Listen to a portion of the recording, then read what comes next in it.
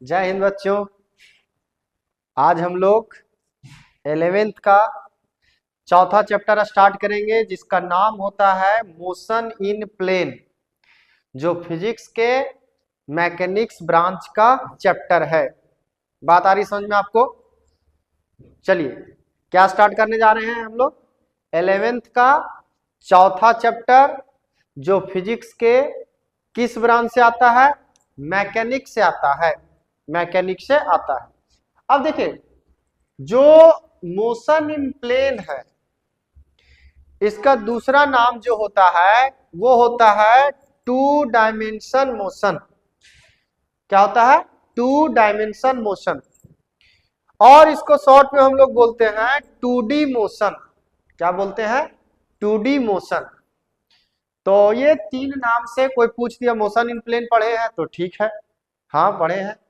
To dimension motion पढ़े हैं तो भी ठीक है, 2D मोशन पढ़े हैं तो भी ठीक है। बात आ रही समझ में?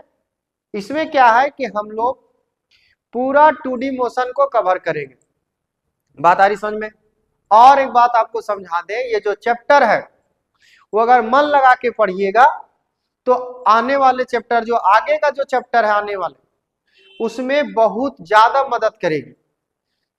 तो हम लोग को तो यही करना है कि अच्छा से पढ़ना है, जो भी टॉपिक इसमें बताया जाएगा उसको समझना है, समझते हुए आगे बढ़ना है। जो जो फॉर्मूला आपको बताया जाएगा कि ये याद रखिए, उसको याद रखिएगा आप। जहां जहां बोल देंगे कि ये भी आई है, इसको नहीं भूलना है, इसका मतलब वो नहीं भूलना है। जहां जहां फॉर्मूला पे बोलेंगे, जहां जहां कंसेप्ट पे बोलेंगे, वो चीज आपको नहीं भूलना है, वो आपको कॉपी में लिखते जाना है। जो लगे कि ये चीज हमको याद नहीं है और ये हमारे लिए सही चीज है तो वो पॉइंट लिख लीजिए। बात आ रही समझ में? तो ये क्या होगा कि एक साथ साथ में आपके लिए एक शॉर्ट नोट्स तैयार हो जाएगा चौथा चैप्टर का। ठीक है, इसी तरह पढ़िए इस चैप्टर को, वीडियो को आगे जाने दीजिए। जो लगता है ये चीज हम नहीं जानते हैं उस पॉइंट को लिख लीजिए, उस फॉर्मूला को लिख लीजिए और फिर रिवीजन कर लीजिएगा। ठीक है, तो चलिए हम लोग स्टार्ट करते हैं मोशन इन प्लेन। तो मोशन इन प्लेन में सबसे पहले हम लोग को पढ़ना होगा मैथमेटिक्स टर्म्स आता है जिसको कहते हैं स्केलर और वेक्टर। स्केलर एंड वेक्टर, तो स्केलर एंड वेक्टर को हमको समझेंगे पहले का स्केलर क्या होता है, वेक्टर क्या होता है, उसके बाद हम लोग धीरे धीरे स्टेप बाय स्टेप आगे बढ़ेंगे। तो देखिए, सबसे पहले स्केलर समझेंगे एंड वेक्टर समझेंगे। स्केलर क्वांटिटी किसे कहते हैं, वेक्टर क्वांटिटी किसे कहते हैं? तो देखिए सिंपल है, स्केलर क्वांटिटी का अगर बात किया जाए तो स्केलर क्वांटिटी उस फिजिकल क्वांटिटी को कहते हैं जिस फिजिकल क्वांटिटी में डायरेक्शन से कोई लेना देना नहीं होता है। स्केलर क्वांटिटी हम लोग उस फिजिकल क्वांटिटी को कहते हैं जिस फिजिकल क्वांटिटी को डायरेक्शन से लेना देना नहीं होता है। The physical quantities which have only magnitude and no direction are called scalar quantity. जैसे एग्जाम्पल का बात करें तो मास, मास मतलब द्रव्यमान। आप सोचिए जब मार्केट जाते हैं, आपको मान लिया जाए लेना है टमाटर, तो आप बोलते हैं कि 1 kg टमाटर दीजिए। जो भी दुकानदार होते हैं वो आपको 1 kg टमाटर दे देते हैं। क्या कभी आप ऐसे बोले हैं कि 1 kg टमाटर दीजिए नॉर्थ में और 1 kg टमाटर दीजिए साउथ में? ऐसा कभी बोले हैं? नहीं बोले हैं। क्यों नहीं बोले हैं? क्योंकि मास को डायरेक्शन से लेना देना नहीं है, इसीलिए मास जो होता है वो एक स्केलर क्वांटिटी होता है। चलिए अगर बात करते हैं, इसमें आगे बढ़ते हैं। देखिए इसमें हम एक बात करेंगे टाइम का, जो आपको बहुत अच्छा से फील हो जाए वो एग्जांपल उठा रहे हैं हम। टाइम देखते हैं कि स्केलर क्यों है। आप किसी से पूछते हैं, मान लिया जाए आप किसी को इंतजार करने के लिए खड़ा कर दिए कहीं पे, ठीक है, कि यार वहां तुम खड़ा रहना हम आएंगे कुछ देर बाद। लड़का खड़ा है, मान लिया जाए 1 घंटा खड़ा रहा, 2 घंटा खड़ा रहा, ठीक है। जब आप पहुंचे तो वो सीधे क्या बोलता है? सीधे बोलता है कि 2 घंटा यार हम तुम्हारा ने यहाँ पे 2 घंटा से इंतजार कर रहे हैं। ये नहीं बोलता है कि 2 घंटा नॉर्थ में इंतजार कर रहे हैं या 2 घंटा साउथ में इंतजार कर रहे हैं, कभी ये बात वो नहीं बोलता, क्योंकि वहां उसका जरूरत नहीं है। तो क्या हो गया, स्केलर क्वांटिटी। जहां डायरेक्शन बताने की जरूरत नहीं हो उसे कहते हैं स्केलर क्वांटिटी। ठीक है, नेक्स्ट एक एग्जांपल और बताते हैं आपको जो बहुत अच्छा से समझ में आ जाए। Energy, energy, energy. आप सोचिए, आप मान लिया जाए सुबह उठे, ग्राउंड में दौड़े हैं, रना रना रना रना रना रना एकदम दौड़े, आपको हरासमेंट लग रहा है, पूरा बॉडी में आपको लग रहा है कि हमको मेरा जो एनर्जी है वो लॉस हो चुका है। तो आप क्या कीजिएगा, आप गए दुकान गए, जूस पी लिए, 1 गिलास 2 गिलास जूस पी लिए। तो जो एनर्जी है, क्या लगता है किसी एक तरफ एनर्जी जाएगा या पूरा बॉडी में जाएगा? ऐसा तो नहीं है कि 1 गिलास जूस पिए तो नॉर्थ में चला गया एनर्जी, साउथ में गया ही नहीं। अक्सर होता क्या है कि हम लोग डॉक्टर घर जाते हैं, और डॉक्टर घर जब जाते हैं तो बीमार रहते हैं तो खाना वगैरह खा के जाते नहीं है। अब डॉक्टर घर चले गए, और डॉक्टर घर चले गए, उनको क्या है कि क्या वो बोले कि यार खाना तुम खाया नहीं तो थोड़ा सा कुछ खा के आओ या जाके जूस पी के आओ, हमको सुई देना है। अब पता चला आप जूस पिए और सारा एनर्जी इधर लेफ्ट में चला गया, और डॉक्टर को देना था राइट में सुई। क्या ऐसा पॉसिबल है? ऐसा पॉसिबल नहीं है। जब भी हम कोई जूस वगैरह पीते हैं या खाना खाते हैं तो जो एनर्जी गेन होता है वो पूरा बॉडी में होता है, पूरा सिस्टम में होता है, यहाँ कोई डायरेक्शन से लेना देना नहीं है। तो एनर्जी क्या हो गया, स्केलर क्वांटिटी। ओवरऑल क्या हम लोग बोलेंगे कि जिस फिजिकल क्वांटिटी में डायरेक्शन का जरूरत नहीं होती है उसे स्केलर क्वांटिटी कहते हैं। इसका कुछ एग्जाम्पल आपके सामने है, आप याद रख सकते हैं। Mass, volume, time, temperature, density, distance, electric current, pressure, speed, work, energy, power, ये सब स्केलर क्वांटिटी है। ये सब क्या है, स्केलर क्वांटिटी है, सभी के सभी स्केलर क्वांटिटी है। देखिए इलेक्ट्रिक करंट जो है वो थोड़ा स्पेशल है। इलेक्ट्रिक करंट में डायरेक्शन होता है, लेकिन ये फिर ट्रायंगल लॉ को, वेक्टर लॉ को फॉलो नहीं करता। इलेक्ट्रिक करंट में डायरेक्शन होता है, लेकिन ये स्केलर क्यों हो रहा है, क्योंकि ये ट्रायंगल लॉ को फॉलो नहीं करता। कहने का मतलब वेक्टर का जो नियम है, वेक्टर होने के लिए जो कंडीशन है उसको ये फुलफिल नहीं करता। मतलब इलेक्ट्रिक करंट जो है वो वेक्टर लॉ को फॉलो नहीं करता, इसीलिए इलेक्ट्रिक करंट भी किस कैटेगरी में आया है, स्केलर। ठीक है, चलिए तो ये हो गया स्केलर क्वांटिटी। अब आते हैं और पढ़ते हैं हम लोग वेक्टर क्वांटिटी। देखिए वेक्टर क्वांटिटी किसे कहते हैं, वेक्टर क्वांटिटी हम उस फिजिकल क्वांटिटी को कहते हैं जिसमें डायरेक्शन हो, मैग्नीट्यूड हो और ट्रायंगल लॉ को फॉलो कर रहा हो। 3 कंडीशन होना चाहिए वेक्टर होने के लिए, 3 कंडीशन। पहला मैग्नीट्यूड, दूसरा डायरेक्शन, तीसरा वेक्टर लॉ को फॉलो करना चाहिए। ठीक है, तो चलिए देखते हैं हम लोग कि आखिर ये इसमें कौन कौन आता है। तो देखिए इसमें आता है डिस्प्लेसमेंट, वेक्टर में डिस्प्लेसमेंट आता है, वेलोसिटी आता है, एक्सेलरेशन आता है, फोर्स आता है, मोमेंटम आता है, टॉर्क आता है, इंपल्स आता है, एंगुलर मोमेंटम आता है। और भी फिजिकल क्वांटिटी है जो वेक्टर होता है। ये सभी में डायरेक्शन भी है, मैग्नीट्यूड भी है और ट्रायंगल लॉ को फॉलो भी कर रहा है। हम आपको यहाँ 2 चीज क्लियर कर देते हैं, कौन कौन, मैग्नीट्यूड और डायरेक्शन।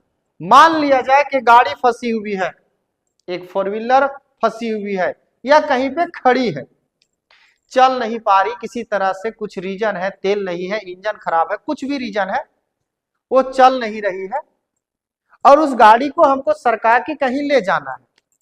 अब जो उसका मालिक है उसने बोला कि यार थोड़ा सा मदद कर दो, धक्का दे दो इसको, हमको इसको कहीं लेके जाना है। तो पता आप उससे एक सवाल पूछिएगा, वो सवाल ये होगा किस गाड़ी को किस डायरेक्शन में धक्का दें हम, राइट में दें कि लेफ्ट में दें? बोलिए टमाटर लेने वक्त क्या ये एक सवाल आएगा? हाँ, टमाटर जब हम लेते हैं कि टमाटर लेना 1 केजी टमाटर दीजिए, तो क्या वो आपसे पूछेगा कि किस डायरेक्शन में दे टमाटर, नॉर्थ में दे कि साउथ में दे, क्योंकि वहां डायरेक्शन से कोई लेना देना नहीं है। लेकिन जब हम किसी बॉडी पे फोर्स लगाते हैं तो वहां पे डायरेक्शन क्लियर करना पड़ता है कि किधर धक्का देना है। पता चले हमको राइट में जाना था गाड़ी को लेके, उसने लेफ्ट में मार दिया, धक्का चला गया उधर, तो कोई फायदा है क्या? नहीं है। बात आ रही समझ में? तो फोर्स में डायरेक्शन का जरूरत है, डायरेक्शन होता है। जब भी हम फोर्स लगाते हैं, इसी पैनल पे फोर्स लगाएंगे तो एक डायरेक्शन में लगाएंगे, तो ये हो गया आपका वेक्टर क्वांटिटी। चलिए, ये सभी पॉइंट है वेक्टर क्वांटिटी, आपको याद रखना है। और अगर आपके मन में ये है कि सर आप 2 चीज तो पता चल गया कि मैग्नीट्यूड होगा, अगर फोर्स लगा रहे हैं तो कुछ तो होगा, 20 न्यूटन, 100 न्यूटन, 80 न्यूटन कुछ तो होगा, और एक डायरेक्शन में लगा रहे हैं तो डायरेक्शन भी हो गया। लेकिन सर ये ट्रायंगल लॉ वेक्टर एडिशन क्या होता है, वेक्टर का नियम क्या होता है, तो ये टॉपिक आगे बताएंगे, उस समय हम क्लियर कर देंगे। फोर्स जो है वो तीनों को फॉलो करता है, इसलिए वेक्टर कैटेगरी में आया है। बात आ रही समझ में? टेंशन आप ना लीजिए, आप याद रखिए। क्या याद रखना है कि वेक्टर होने का 3 कंडीशन, मैग्नीट्यूड, डायरेक्शन और वेक्टर के नियम को फॉलो करना चाहिए, तीनों। और वेक्टर कौन कौन है, ये सब वेक्टर, ठीक है। चलिए, अब चैप्टर में हम अंदर जाने के पहले थोड़ा सा आपको एक पॉइंट समझाना चाहते हैं, इस पॉइंट पे फोकस कीजिए आप। अगर आप इस पॉइंट को लिख चुके हैं अच्छा से, तो ये अगर आप समझ गए हैं, ये अगर आप लिख चुके हैं अच्छा से, ये अगर आप देख लिए हैं, तो आप इस पे ध्यान दीजिए, इस पे आइए, इसको समझते हैं ये क्या है। देखिए होता क्या है ना, मान लिया जाए एक लड़का ओरिजिन पे है, ओरिजिन पे है, अब लड़का एक्स एक्सिस में जा रहा है, तो हम क्या बोलेंगे कि एक लड़का जो है, ऐसे बोल सकते हैं कि एक लड़का, ये ओरिजिन हुआ, हम बोलेंगे एक लड़का जो है ना वो एक्स एक्सिस में गया 50 मीटर। एक लड़का जो है वो अगर इस डायरेक्शन में जा रहा है, मान लेते हैं ये जो लड़का है वो मान लीजिए इस एक्स एक्सिस में जा रहा है, तो हम बोलेंगे एक लड़का जो है वो 50 मीटर चला गया, 50 मीटर चला गया एक्स एक्सिस के लॉन्ग, एक्स एक्सिस के तरफ चला गया 50 मीटर। या तो तुम ऐसे बोलो, या तो ये बोल दो कि लड़का जो है वो 50 मीटर गया, यहां लिख दीजिए सीधे आई कैप। आई कैप का मतलब हो गया एक्स एक्सिस में गया है सीधे। अगर यही लड़का जाता है वाई एक्सिस में, तो हम लोग बोल देंगे कि 50 मीटर गया जे कैप, 50 मीटर जे कैप, लड़का 50 मीटर गया, ठीक है। और जे कैप लगाने का मतलब है वाई एक्सिस में। अगर लड़का जेड एक्सिस में जाता है तो हम सीधे लिख देंगे 50 मीटर के कैप, के कैप। बात आ रही समझ में? एक्स एक्सिस के तरफ गया, वाई एक्सिस के तरफ गया, जेड एक्सिस के तरफ गया। इसको शॉर्ट में हम लिख सकते हैं, इस तरह से लिख सकते हैं 50 मीटर आई कैप, 50 मीटर जे कैप, 50 मीटर के कैप। ये आई, जे और के जो होता है ना, वो एक्स, वाई और जेड को रिप्रेजेंट करता है। एक्स एक्सिस लिखो या तो एक्स एक्सिस लिख दो, या तो आई कैप लिख दो, ये आई कैप, ये आपका आई कैप है। एक्स एक्सिस लिखो या आई कैप लिख दो सीधे, वाई एक्सिस लिखो या जे कैप लिख दो, जेड एक्सिस लिखो या तो के कैप लिख दो। आई कैप मतलब एक्स एक्सिस, जे कैप मतलब वाई एक्सिस, और के कैप का मतलब जेड एक्सिस। कोई बोल दिया एक लड़का आई कैप की तरफ दौड़ रहा है यार, मतलब एक्स एक्सिस की तरफ जा रहा है। बोल दिया एक लड़का जो है दौड़ते हुए चला गया जे कैप की तरफ, तो वाई एक्सिस की तरफ दौड़ गया। और एक लड़का को देखें वो के कैप की तरफ भाग रहा है, मतलब जेड एक्सिस की तरफ दौड़ रहा है। ये दिमाग में सेट कर लीजिए आप अच्छा से, क्योंकि ये वेक्टर में बहुत काम देगा। चलिए आगे बढ़ते हम लोग। इसके बाद आता है नया टॉपिक उठता है यहाँ पे, मैग्नीट्यूड और मॉडुलस ऑफ अ वेक्टर। बड़ा मस्त टॉपिक है, ये फॉर्मूला भी आई है, आप याद रखिएगा।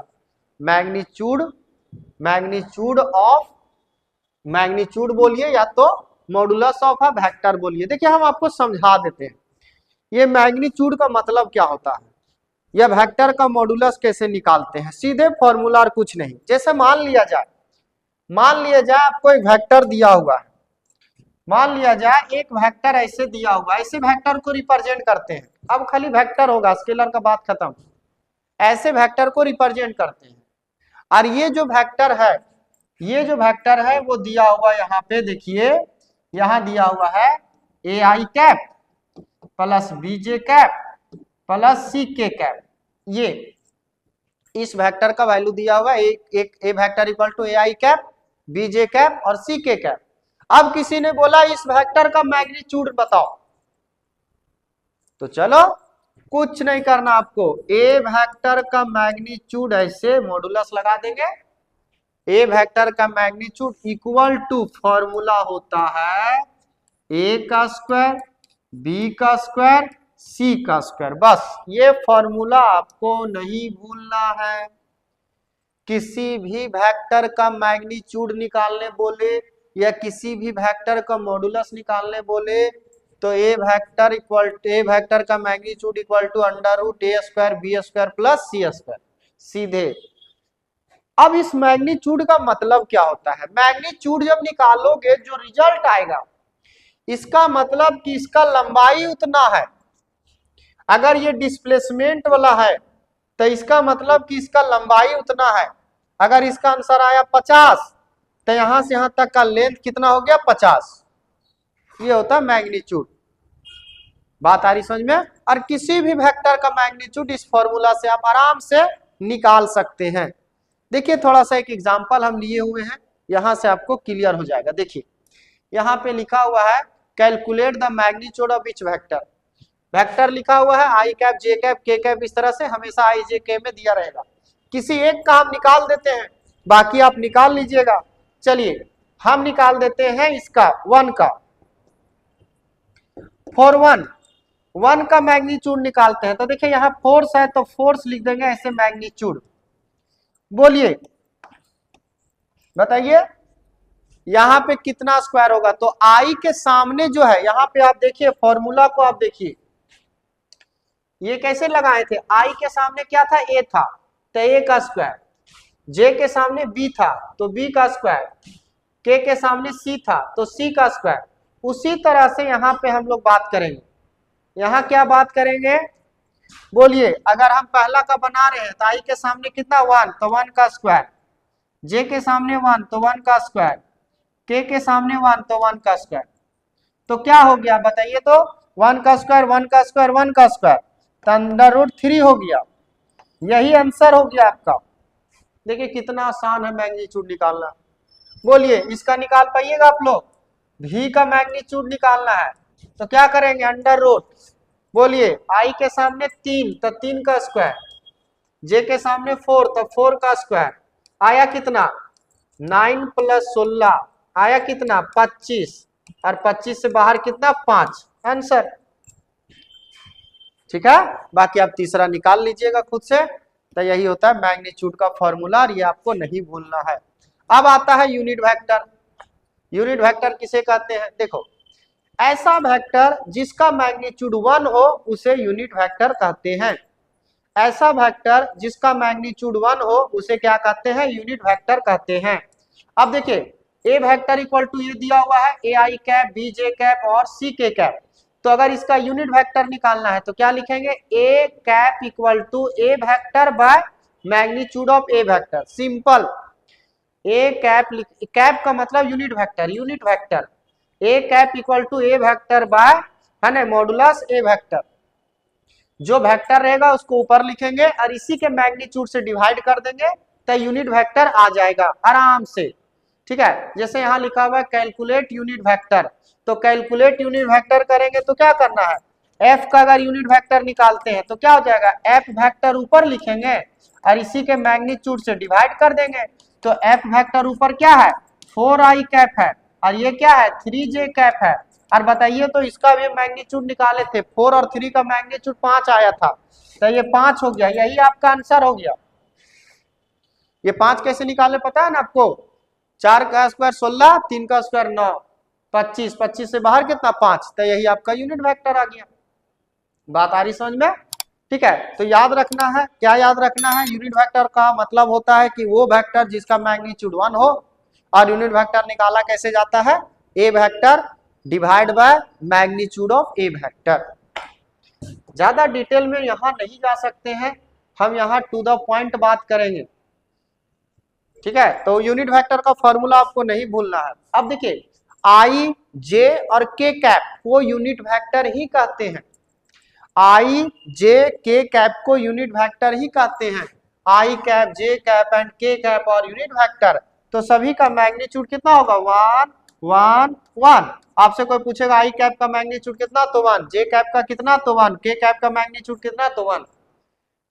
क्योंकि ये तीनों क्या है, ये तीनों यूनिट वेक्टर है। आई कैप, जे कैप, के कैप, ये यूनिट वेक्टर होता है। बात आ रही समझ में? तो चलिए आगे बढ़ते हैं, हम लोग आगे बढ़ते हैं।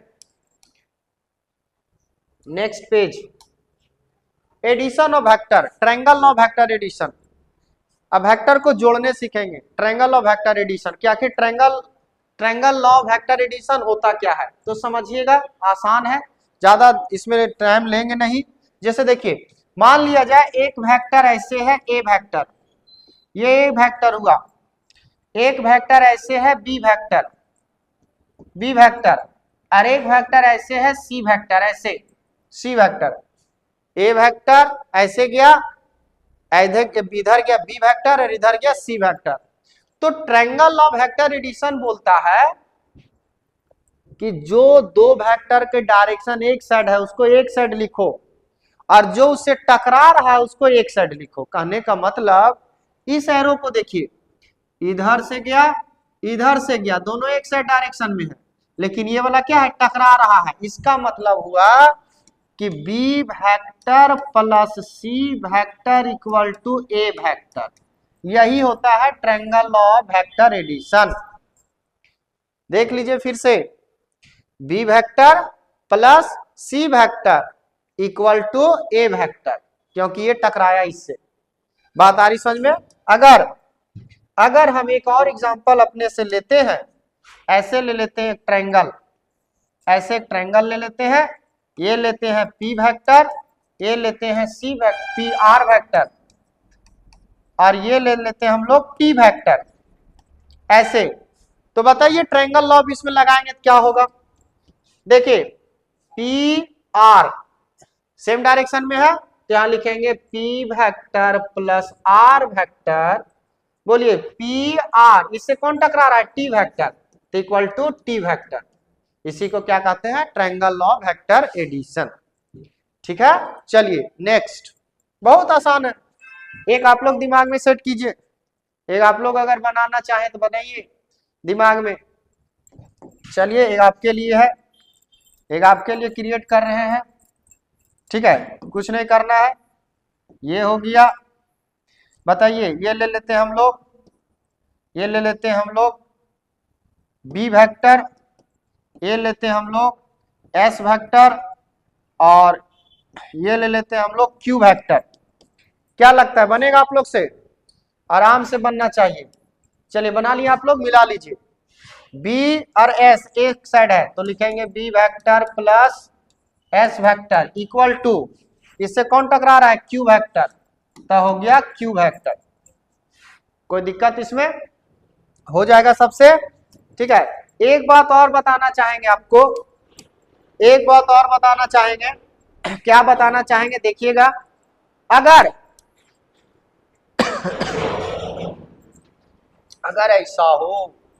अगर ऐसा हो कि तीनों सेम डायरेक्शन में हो जाए, ऐसे ए वेक्टर, बी वेक्टर और सी वेक्टर सेम डायरेक्शन में अगर हो गया, सेम डायरेक्शन में हो गया, तो इसमें क्या कीजिएगा ना, तीनों को जोड़ के जीरो कर दीजिए। क्या कीजिए, a vector plus b vector plus C vector equal to कितना, जीरो, इसमें कर दीजिएगा जीरो। अगर सेम डायरेक्शन में नहीं टकराया तो सम कर दो तीनों का कितना, जीरो। यही है ट्रायंगल ऑफ वेक्टर एडिशन। कोई भी पूछे तो यही बताना है आपको। चलिए पैरेललो ग्राम लॉ वेक्टर एडिशन, ये भी समझिए, ये भी बहुत आसान लगेगा आपको, ये भी समझिए, ये भी आसान लगेगा। क्या है सो देखिए, मान लिया जाए एक पैरेललोग्राम है जिसमें इस वेक्टर का नाम देते हैं पी वेक्टर और इस वेक्टर का नाम देते हैं आर वेक्टर। तो यहां से यहां तक जो ये वाला लाइन है ये डायगोनल हो गया, ये डायगोनल हो गया।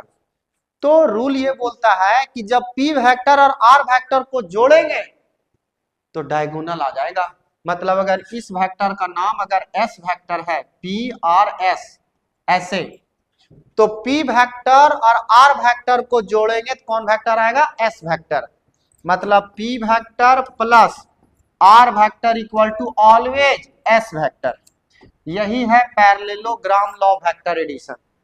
पी वेक्टर और आर वेक्टर जोड़ दिए तो कौन सा आएगा, एस वेक्टर। हमेशा हमेशा हमेशा मजा लेके पढ़िए तो आपको अच्छा लगेगा, अगर आप सीख रहे हैं तो अच्छा लगेगा। देखिए बड़ा दर्दनाक फिगर बन गया, क्या बोला, ऐसे मान लिया जाए ये है ए वेक्टर, आपको बनाना ये वाला, ये है बी वेक्टर और यहां से यहां ये हम लेके चल रहे सी वेक्टर। बोलिए क्या बनाएंगे इसमें इक्वेशन, आखिर इसमें इक्वेशन हम लोग क्या बनाएंगे, तो बनाएंगे a vector plus b vector equal to c vector. ये हो गया आपका answer, a vector plus b vector equal to c vector. यही है पैरेललोग्राम ऑफ वेक्टर एडिशन। आप अगर समझ गए तो बहुत अच्छा है। हम आपको ट्रायंगल लॉ बता दिए और आपको बता दिए पैरेललोग्राम लॉ। चलिए अब बात आता है, बड़ा खतरनाक है, calculate magnitude of resultant vector. कहने का मतलब कि अगर एक बॉडी पे दो डायरेक्शन में वेक्टर लगा हुआ है तो उसका रिजल्टेंट निकालने का फॉर्मूला क्या होगा। जैसे मान लिया जाए एक बहुत अभी तक इस चैप्टर में वेक्टर स्केलर वेक्टर में सबसे इंपॉर्टेंट टॉपिक जो है वो यही है। ये फॉर्मूला अभी से लेके 12 तक काम आएगा, इसको नहीं भूलना है। क्या है फॉर्मूला, कि अगर कोई एम मास का कोई ब्लॉक है उस पे अगर दो डायरेक्शन में फोर्स लग रहा है, जैसे मान लिया जाए इस डायरेक्शन में F1 फोर्स लग रहा है और इस डायरेक्शन में F2 लग रहा है और बीच का एंगल अगर थीटा है, एक ने इधर खींच रहा है एक ने इधर खींच रहा है, तो क्या लगता है ये ब्लॉक ना तो इधर जाएगा और ना तो इधर जाएगा। क्या गलत बोल रहे हैं, ए ब्लॉक ना तो इधर जाएगा ना ही इधर जाएगा, ये किधर जाएगा, ये अपना बीच का रास्ता निकालेगा, इधर इधर निकालेगा बीच का रास्ता, और यही रिजल्टेंट फोर्स होता है। सोचिए आप ऐसे खड़े हैं, एक लड़का एक रस्सी से बांध के, इस हाथ में रस्सी से बांध के एक ने इधर खींचा एक ने इधर खींचा, तो आप बीच से निकल जाइएगा और यही रिजल्टेंट होता है। और यही रिजल्टेंट निकालने का जो फॉर्मूला है वो आपको नहीं भूलना है। डेराइव यहां नहीं करेंगे हम लोग सीधे फॉर्मूला याद रखेंगे। तो क्या है, एक ब्लॉक पे एक बॉडी पे अगर दो डायरेक्शन में वेक्टर लग रहा है जिसके बीच का एंगल अगर थीटा है, तो इसका जो फॉर्मूला होता है वो ये होता है F R equal to under root F1 का स्क्वायर प्लस F2 का square plus 2F1 F2 cos theta. ये आपको नहीं भूलना है, ठीक है। देख लीजिए एक बार फॉर्मूला देखिए, 1000 बार देखिए लेकिन इसको आप याद रखिएगा, ठीक है। अंडर रूट F1 का स्क्वायर प्लस F2 का square plus 2F1 F2 cos theta. ये थीटा जो होगा वो हमेशा ये दोनों के बीच का कोण होगा, F1 और F2 के बीच का ये कोण होगा। ये फॉर्मूला नहीं भूलना आपको हर हाल में। चलिए इसमें कुछ स्पेशल केस है। देखिए एक ब्लॉक है और इस पे दो फोर्स लग रहा है, एक इधर लग रहा है F1, दूसरा लग रहा है F2, ठीक है। एक है 20 न्यूटन एक है 30 न्यूटन। अब बताइए दोनों सेम डायरेक्शन में लग रहा है, इसका मतलब कि यहाँ थीटा का वैल्यू हो गया 0। तो ये फॉर्मूला हम लोग जो है ये वैल्यू जो है वो यहाँ बिठा देंगे, F1 का स्क्वायर F2 का square plus 2 F1 F2 cos 0 degree, तो रिजल्ट आ जाएगा। पता है जो रिजल्ट आएगा उसका शॉर्ट ट्रिक क्या है? शॉर्ट ट्रिक क्या है या क्या आप याद रख सकते हैं?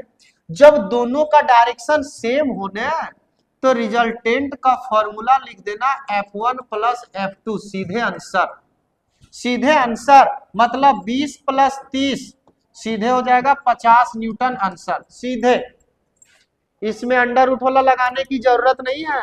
दोनों अगर सेम डायरेक्शन वो है तो दोनों को जोड़ दीजिए और आंसर पा लीजिए। तो बताइए एक सवाल का जवाब।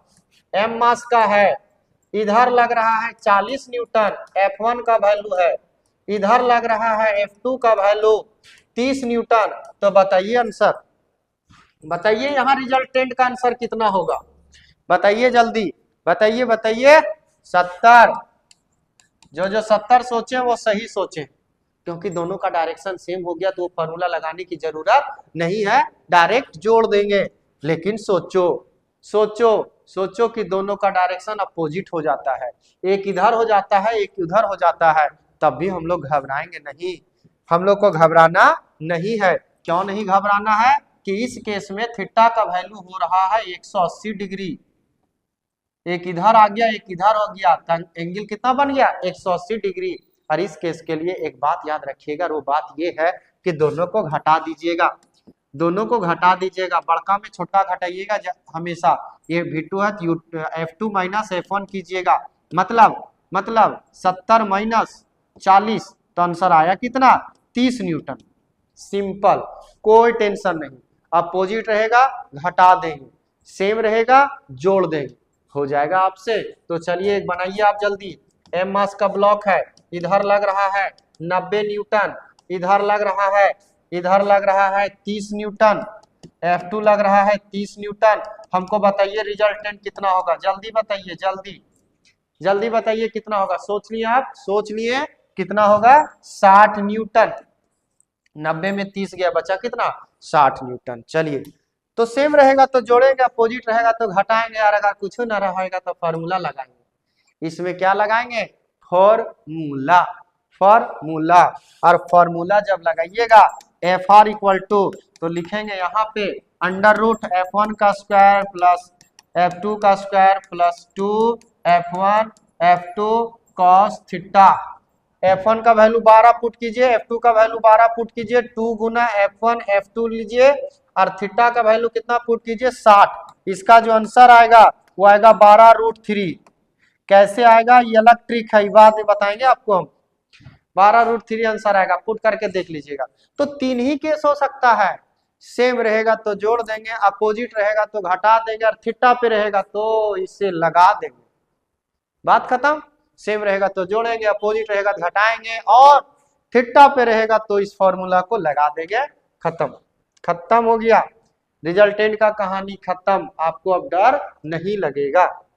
चलिए, रिजोल्यूशन ऑफ वेक्टर, ये भी इंपॉर्टेंट है। वेक्टर में एक जो बताए सो, अभी जो बताए सो, उसके बाद वैल्यू इसी का दे सकते हैं हम लोग, और इसके बाद दे सकते हैं मैग्नीट्यूड वाला फॉर्मूला को। वेक्टर में 3 बात आप याद रखिएगा तो आपको ज्यादा दिक्कत नहीं होगा। मैग्नीट्यूड एक ये, और एक मैग्नीट्यूड निकालने का फॉर्मूला, रिजल्टेंट ये, और मैग्नीट्यूड का फॉर्मूला। चलिए इसका हिसाब कर दें, वैसे हम आपको बताए हैं। एक बात सोचिए कि अगर बक्सा को हम ऐसे खींचते हैं तो क्या होता है? बक्सा आगे भी बढ़ता है और बक्सा थोड़ा सा ऊपर भी उठेगा। आप अगर रस्सी से बांध के अगर खींचिएगा, मान लिया जाए यहाँ पे एक लड़का जो है वो खींच रहा है, अगर इस बक्सा को ऐसे खींच रहा है लड़का ऐसे करके, तो नहीं लगता है बक्सा आगे, आगे का सतह जो रहता है उसका थोड़ा उठ जाता है और वो आगे भी बढ़ता है। तो बोलिए अगर ये ऊपर उठ रहा है, इसका मतलब ऊपर की तरफ भी तो फोर्स लग गया। ये वाला जो फोर्स है,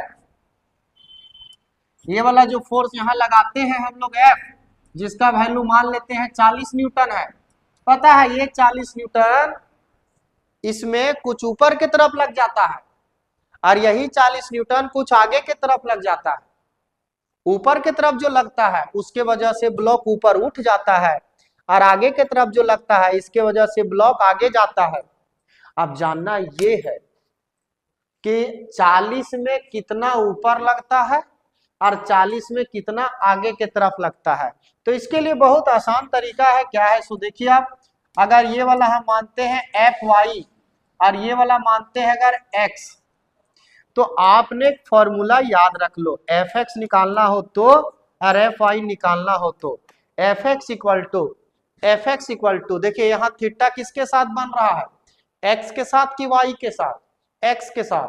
तो जब एक्स के साथ थीटा बन रहा हो तो यहाँ लगाइएगा फॉर्मूला एफ कॉस थीटा, और अगर वाई के साथ बन रहा हो तो यहाँ पे लगाइएगा, वाई के साथ अगर नहीं बन रहा हो तो यहाँ लगाइएगा एफ साइन थीटा। ये फॉर्मूला आपको नहीं भूलना, फिर से एक बार समझाएंगे आपको। बोलिए ये थीटा किसके साथ बना, एक्स के साथ कि वाई के साथ, एक्स के साथ। तो जिसके साथ थीटा बनेगा उसके साथ कॉस लेना है, तो एफ एक्स इक्वल टू लिखे एफ कॉस थीटा। वाई के साथ नहीं बन रहा था इसलिए एफ साइन थीटा। अब अगर यहाँ क्वेश्चन हम बना लेते हैं तो यहाँ मान लेते हैं हम लोग 60 डिग्री, अगर इसको हम ले लेते हैं 60 डिग्री, तो यहाँ पे क्या लिखना पड़ेगा हमको, एफ का वैल्यू है 40 गुना कॉस 60, 40 गुना कॉस 60 डिग्री, और यहाँ क्या लिखेंगे 40 गुना साइन 60। बताइए 40 गुना कॉस 60 का वैल्यू बताइए, कॉस 60 का वैल्यू कितना हो जाएगा 1/2 हो जाएगा, काट देंगे तो ये 20 बार हो जाएगा, तो आंसर आया इसका 20।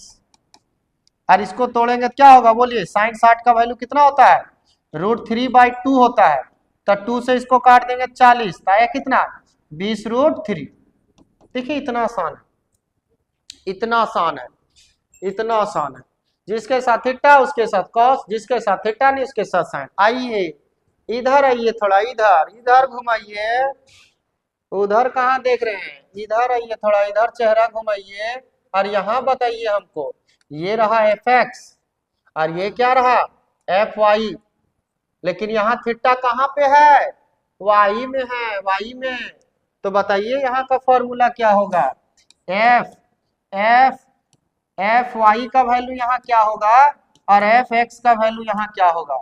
चलिए ऊपर ही लिख लेते हैं हम लोग एफ एक्स, अरे यार कमीनो, एफ एक्स ऊपर ले लेते हैं और एफ वाई नीचे लेते हैं। बताइए क्या एक्स के साथ थीटा बन रहा है, नहीं बन रहा है, किसके साथ बन रहा है, वाई के साथ, तो वाई में आएगा कॉस और एफ में क्या आएगा साइन। बस इतना सा बात है, आप याद रखिएगा तो दिक्कत नहीं होगा एग्जाम के रात में। देख लीजिए एक्स के साथ नहीं था तो साइन लगा दिए, वाई के साथ थीटा था तो हम लोग कॉस लगा दिए। कोई परेशानी नहीं लगता हमको, कोई दिक्कत होना चाहिए। तो यही है रिजोल्यूशन ऑफ वेक्टर। ये कैसे आता है देखो यार, ये सब यहाँ नहीं बता सकते हैं कि आखिर ये फॉर्मूला बना कैसे, ये सब होता है लॉन्ग लेक्चर में, जब पूरा लेक्चर को एक्सप्लेन करेंगे तब वहां पे ये सब बातें बताएंगे। और ये रहा आपके पास कुछ सवाल जो आप खुद से बना सकते हैं, है ना। Calculate x component and y component of each case, दो गो केस है, दो ही सवाल है इसमें, आप इसको बहुत आराम से बना सकते हैं। ये हो गया एक्स, ये हो गया एक्स वाला, ये हो गया वाई वाला, ठीक है। यहाँ लिखेंगे हम लोग F x equal to F, बोलिए कॉस की साइन, कॉस की साइन, कॉस कॉस, बोलिए एफ का वैल्यू कितना 40 गुना कॉस कितना डिग्री 30 डिग्री, कॉस 30 डिग्री। बताइए 40 गुना कॉस 30 का वैल्यू, कॉस 30 का वैल्यू √3/2, काट दीजिए 20 बार में, तो आया कितना 20√3 न्यूटन आंसर। लेकिन वाई ला बनाएंगे तो एफ वाई इक्वल टू क्या लिखेंगे, साइन की कॉस, साइन की cos, sine F sine 30 degree, तो ये हो जाएगा एफ का वैल्यू, एफ का वैल्यू 40, 40 गुना साइन 30 का वैल्यू, साइन 30 का वैल्यू 1/2, काट देंगे 20 बार में, आया कितना 20 न्यूटन।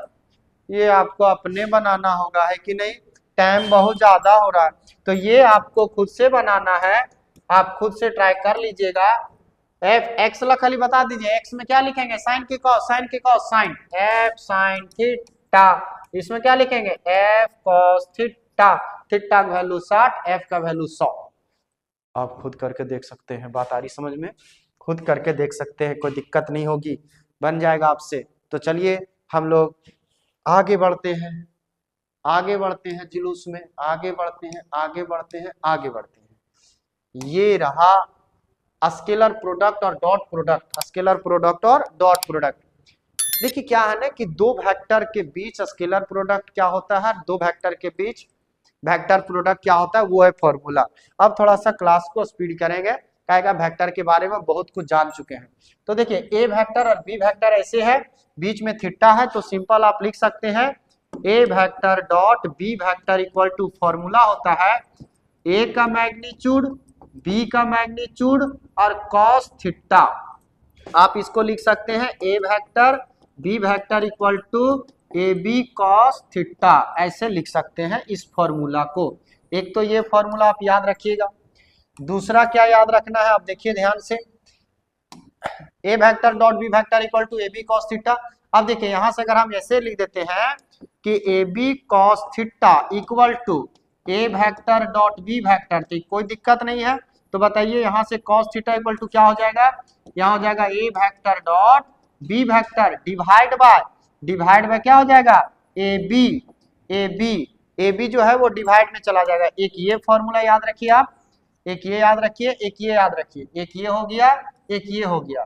और एक फॉर्मूला हम आपको बता देते हैं कि अगर ए वेक्टर इस तरह से दिया रहे, a vector equal to a1 i cap plus b1 j cap plus c1 k cap ऐसा रहे, और बी वेक्टर ऐसा दिया रहे a2 i cap plus b2 j cap plus c2 k cap ऐसे दिया रहे, तो आप आराम से इसको ऐसे कीजिए, a vector dot B vector अगर निकालना हो तो आप क्या कीजिए, a1 गुना a2, a1 गुना a2 b1 गुना b1 गुना b2 प्लस c1 गुना c2। ये फॉर्मूला याद रखिएगा, ये आपको नहीं भूलना है। तीन जो फॉर्मूला बोले तीनों याद कर लीजिए, ये आगे आपको काम आएगा। इस पे अभी हम क्वेश्चन नहीं करा सकते हैं क्योंकि क्लास बहुत लंबा हो जाएगा, ठीक है। तो चलिए आगे बढ़ते हैं और देखिए अभी जो हम लोग ए वेक्टर डॉट बी वेक्टर जो पढ़े, ये कहाँ कहाँ फिजिक्स में यूज होता है, फिजिक्स के किस किस फिजिकल क्वांटिटी में आपको मिलेगा। तो देखिए वर्क डन का फॉर्मूला आपको पढ़ाए थे, वर्क डन में क्या पढ़ाए थे कि W इक्वल टू होता है F vector dot S vector. देखिए डॉट प्रोडक्ट आया, अगर इसको तोड़ते हैं तो क्या होता था एफ एस कॉस थीटा, ये आपको पढ़ाए, ठीक है। पावर में फॉर्मूला क्या बताएं, पावर में बताएं यहाँ पे F vector dot B vector, तो बताइए तो इसको डॉट को तोड़ेंगे तो क्या हो जाएगा एफ भी कॉस थीटा, एफ भी कॉस थीटा। उसी तरह ये 12 का फॉर्मूला होता है, क्या होता है इलेक्ट्रिक फ्लक्स इक्वल टू होता है E vector dot S vector. बोलिए डॉट को हटाएंगे क्या आएगा ई एस कॉस थीटा। इस तरह से फॉर्मूला में यूज होता है। जहां पर भी डॉट रहेगा डॉट को हटाइएगा, याद रखिएगा, जहां पर भी डॉट रहेगा दो वेक्टर के बीच उसको हटाइएगा तो कॉस आएगा, जहां पर भी डॉट रहेगा हटाइएगा तो कॉस आएगा, डॉट रहेगा हटाइएगा तो कॉस आएगा।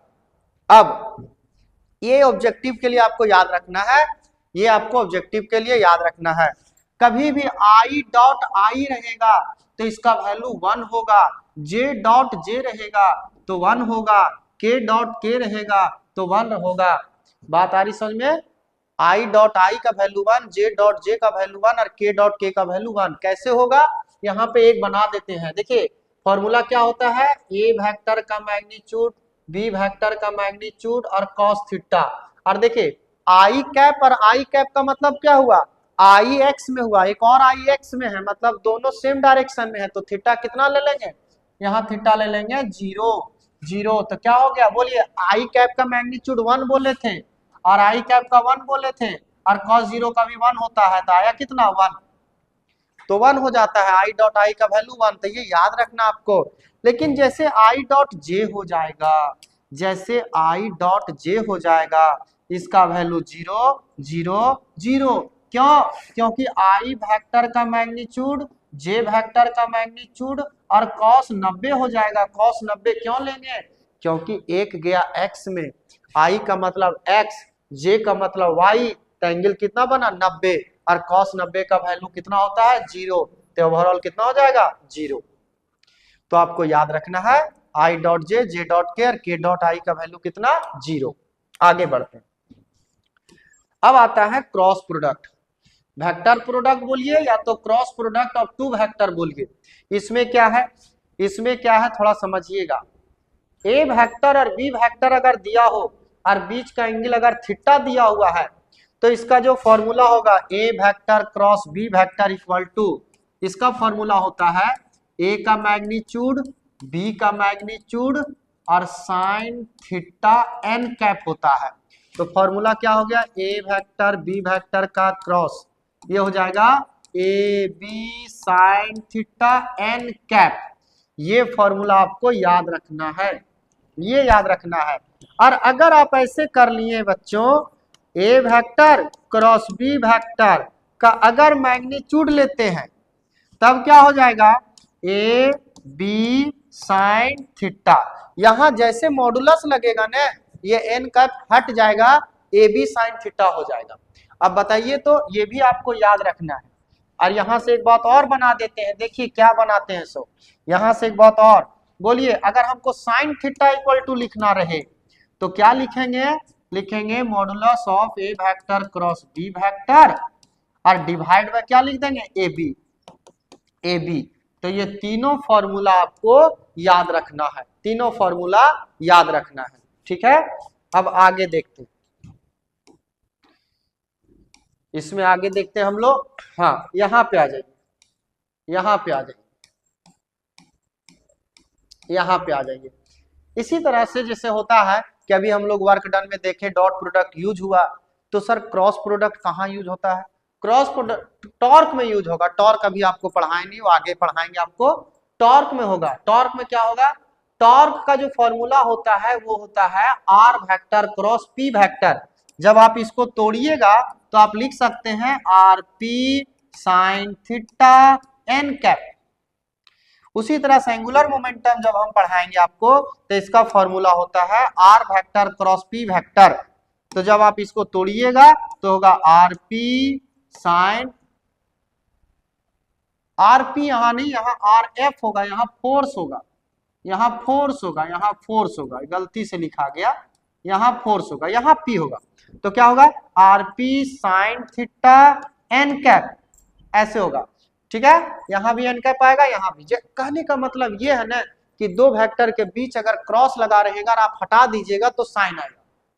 बात आ रही समझ में, क्रॉस हटाइएगा तो साइन आएगा। उसी तरह से इसको याद रखना होगा आपको, जैसे हम लोग पढ़े थे अभी कि आई डॉट आई, वहां कितना पढ़े थे, आई डॉट आई जब हम लोग पढ़े थे तो वहां पे आया था 1।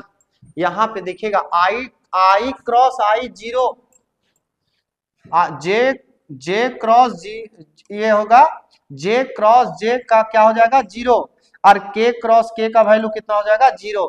लेकिन कब, जब इसका क्या लेंगे, मैग्नीट्यूड लेंगे। ऐसे आई यूनिट वेक्टर क्रॉस जे, आई का यूनिट वेक्टर का वैल्यू कितना हो जाएगा 0। क्यों, क्योंकि आई आई सेम डायरेक्शन, सेम डायरेक्शन का मतलब हुआ थीटा हो गया 0, थीटा हो गया 0, तो साइन 0 का वैल्यू कितना 0, तो सब कितना हो जाएगा 0, ये हो जाएगा 0। लेकिन लेकिन आई क्रॉस जे रहेगा तब क्या होगा, समझिएगा, आई क्रॉस जे रहेगा तब क्या होगा। तो बताते हैं आपको, इस फॉर्मूला से बताते हैं, बड़ा मस्त लगेगा। आई क्रॉस जे कीजिएगा तो के आएगा, जे क्रॉस के कीजिएगा तो आई आएगा, और के क्रॉस आई कीजिएगा तो जे आएगा। ये याद रखिएगा, बात खत्म हो जाएगा। ये ट्रायंगल बना लीजिए, सर्कल बना लीजिएगा, ऐसे ऐसे गोल गोल घुमा दीजिएगा। तो क्या लिखेंगे हम लोग, क्या लिखेंगे, आई क्रॉस जे, आई क्रॉस जे तो हो जाएगा के वेक्टर। अरे यार, आपको समझ में आना चाहिए, बहुत सिंपल बात बोले। आई क्रॉस जे तो के, जे क्रॉस के, जे क्रॉस के तो आई, के क्रॉस आई तो जे। देखिए आई जे तो के, जे के तो आई, ठीक है, और के आई तो जे, ठीक है। इस तरह से याद रखिएगा, ये आराम से आपको उलझाएगा नहीं, ठीक है। अब यहाँ पे थोड़ा सा उल्टा बात आ जाता है कि सर यहाँ बताइए, यहाँ तो उल्टा ले रहे हैं आप लोग, आप आई क्रॉस के कर दिए, वहां आई क्रॉस जे करते थे, यहाँ आई क्रॉस के कर दिए, यहाँ तो आई क्रॉस के कर दिए, ठीक है। अब के क्रॉस जे कर रहे हैं और जे क्रॉस आई कर रहे हैं, करना कुछ नहीं। आई के बाद जब जे जाएंगे तो आता था क्या, आई जे तो इधर है, उधर क्या आता था, के आता था। तो आप बताइए आई और के यहां आ चुका है, तो यहां बचा कौन, जे, बट क्या लगा देंगे, माइनस। क्यों, क्योंकि आई के बाद जे होता था, कहां चला गया, आई के बाद के चला गया, पीछे गए हुए। आई के बाद जे जाएंगे, जे के बाद के जाएंगे, के बाद आई जाएंगे, आई जे के ऐसे रहेगा, तब प्लस में लेंगे। लेकिन अगर घूम गए हम लोग, उल्टा चले गए, तो माइनस में ले लेंगे और कुछ नहीं। के बाद क्या होता था, यहाँ आई होता था, लेकिन के बाद यहाँ क्या लिए, जे, तो यहाँ पर क्या लिखेंगे, माइनस आई। जे और आई तो के आएगा, लेकिन क्या में आएगा, माइनस में, ठीक है। ये दोनों याद रखिएगा, बात खत्म हो जाएगा। ये याद रखिएगा, ये आराम से आपको मदद करेगा। ये वाला, ये क्या है, ये एंटी क्लॉकवाइज है। एंटी क्लॉकवाइज में पॉजिटिव में लेना है, और क्लॉकवाइज में क्या में लेना है, नेगेटिव में लेना है। लेकिन क्या होना चाहिए, ऐसे आपको लिख देना है आई जे के, ठीक है। तो क्लॉकवाइज घूमेंगे, अगर हम लोग घड़ी के साथ घूमेंगे तो माइनस में लेंगे, और अगर घड़ी के अगेंस्ट घूमेंगे तो क्या लिखेंगे, प्लस में, ठीक है। तो ये होता है वेक्टर। ऐसा नहीं है कि वेक्टर बहुत आसान है, वेक्टर का एक अपना वैल्यू है, वेक्टर का एक अपना वैल्यू है, ठीक है। आज यही पता है आपको, रियल बताते हैं वेक्टर का, हम लगभग बहुत बताए होंगे ने, बहुत ज्यादा बताए होंगे, तो 15 से 20% बताए। आप जब 12th में वेक्टर पढ़िएगा, जब 12th के मैथमेटिक्स जो सर जो मैथ पढ़ाते होंगे आपको, वो जब आपको पढ़ाएंगे तो आपको विश्वास नहीं होगा, बोर्ड में 14 नंबर का खाली वेक्टर से सवाल आता है, खाली वेक्टर से आता है। इतना सारा सवाल वहां बनेगा, प्रोजेक्शन वगैरह का भी सवाल बनता है, इतना खतरनाक खतरनाक सवाल बनता है, मजा आ जाएगा, ठीक है। लेकिन आपको जितना हम पढ़ाए हैं उतना अगर आप याद कर लेते हैं, याद दिमाग में बिठा लेते हैं अगर, तो मैथ वाले सर जो कुछ भी पढ़ाएंगे सब आपको समझ में आने लगेगा। इससे बहुत ज्यादा वो पढ़ाएंगे, नो डाउट, क्योंकि मैथ हम भी पढ़े, हमको पता है, वो बहुत कुछ पढ़ाएंगे। लेकिन जो कुछ वो पढ़ाना चाहेंगे, जो कुछ वो आपको समझाना चाहेंगे, आप अगर इतना याद रखिएगा तो पक्का आपको हर बात समझ में आएगा और क्वेश्चन भी होगा। बाकी फिजिक्स में कहीं दिक्कत नहीं होगा, इतना अगर आपको क्लियर है, ठीक है, तो आराम से आपका काम चलेगा, कोई दिक्कत नहीं होगा, ठीक है। तो वेक्टर का यहाँ होता है समाप्ति। हम लोग स्टार्ट करते हैं, इसके बाद का टॉपिक जो है उसे कहते हैं relative motion. Relative motion, relative motion. अब रिलेटिव मोशन क्या है पता है, ये कंपेयर करता है एक बॉडी दूसरे बॉडी से कितना फास्ट चल रहा है, या एक बॉडी दूसरे बॉडी से कितना स्लो चल रहा है, उसी का ये कंपेयर करता है और कंपेयर करके बताता है, यही रिलेटिव मोशन होता है। मान के चलते हैं, देखिएगा यहाँ पे दो गो गाड़ी बनाए हम, ये रिलेटिव मोशन है। Relative motion is defined as the motion of one object compare to that of another object. दो गाड़ी बनाए ए और बी, सपोज कीजिएगा, पहले हम इसको फील करते हैं, उसके बाद इसका एक फॉर्मूला देंगे, ब्रह्मास्त्र है, वो याद रखोगे, कहीं भी लगा दोगे आंसर आ जाएगा, ठीक है। तो ए और बी दो गाड़ी लिए हुए हैं, दो कार है, मान के चल रहे हैं कि ये गाड़ी जो है वो चल रही है 20 मीटर पर सेकेंड से, ऐसे, और ये गाड़ी जो चल रही है वो है 10 मीटर पर सेकेंड से, ऐसे मान के चलते हैं हम लोग। आपसे अगर ये पूछा जाए कि कार ए का जो वेलोसिटी है, कार ए का वेलोसिटी है वो बी के रिस्पेक्ट में कितना है, और कार बी का वेलोसिटी है वो ए के रिस्पेक्ट में कितना है, ऐसे ए का वेलोसिटी बी के रिस्पेक्ट में कितना है और बी का वेलोसिटी ए के रिस्पेक्ट में कितना, ऐसे पढ़ा जाता है, आप इसको पढ़ने सीखिए। Velocity of A with respect to b, velocity of b with respect to a. तो चलिए इसको पढ़ के बताइए, क्या पढ़ेंगे, velocity of p with respect to r. चलिए इसको पढ़िए, सब पढ़िए, एक बार पढ़ लिए, पढ़ते हैं। Velocity of T with respect to S, ठीक है। उसी तरह से हम यहां समझाना चाह रहे हैं। सोचिए, आप तो आराम से बोल सकते हैं, नहीं बोल सकते हैं कि ए जो है वो बी से 10 मीटर पर सेकेंड ज्यादा चल रही है, क्योंकि ये कितना से चल रही थी, 20 से, ये कितना से चल रही है, 10 से। आप बताइए ज्यादा कौन चल रही है, ए चल रही है कि बी चल रही है? ए चल रही है, ए चल रही है ज्यादा। कितना ज्यादा चल रही है? तो 10 ज्यादा चल रही है। सर ए जो है, ए का जो वेलोसिटी है वो बी के रिस्पेक्ट में 10 ज्यादा है, 10 ज्यादा है। ठीक है, ठीक है, ठीक है, ठीक है। तो बी का बता दो यार, ए के रिस्पेक्ट में। बी का जो वेलोसिटी है वो ए के रिस्पेक्ट में 10 कम है। कितना कम है? 10 कम है, 10 कम है। ये देखिए, ए का वेलोसिटी बी के रिस्पेक्ट में 10 ज्यादा है, बी का वेलोसिटी ए के रिस्पेक्ट में 10 कम है। तो जब कम हो तो माइनस, और जब ज्यादा हो तो प्लस। खत्म। बिना फॉर्मूला के हम लोग आंसर कर रहे हैं। जब हम लोग फॉर्मूला पुट करेंगे ना तो यही आंसर आएगा, जब फॉर्मूला पुट करेंगे तब भी यही आंसर आएगा। कुछ है ही नहीं, बस ये स्ट्रेट लाइन का भी बात कर रहे हैं। ये जो मोशन है वो स्ट्रेट लाइन में हो रही है, तब का बात कर रहे हैं। जब इसका डायरेक्शन चेंज होगा तो बातें बदलेगी। शुरू कर रहे हैं तो यहाँ से शुरू कर रहे हैं। मान के हम लोग ये चल रहे थे कि दोनों गाड़ी एक स्ट्रेट लाइन में चल रही है, तब ये आंसर होगा। चलिए एक एक और एग्जांपल हो जाए, पहले एक एक और हो जाए। ये चल रही है मान लीजिए 100 मीटर पर सेकेंड से, और अबर ये चल रही है मान लीजिए 150 मीटर पर सेकेंड से, ऐसे।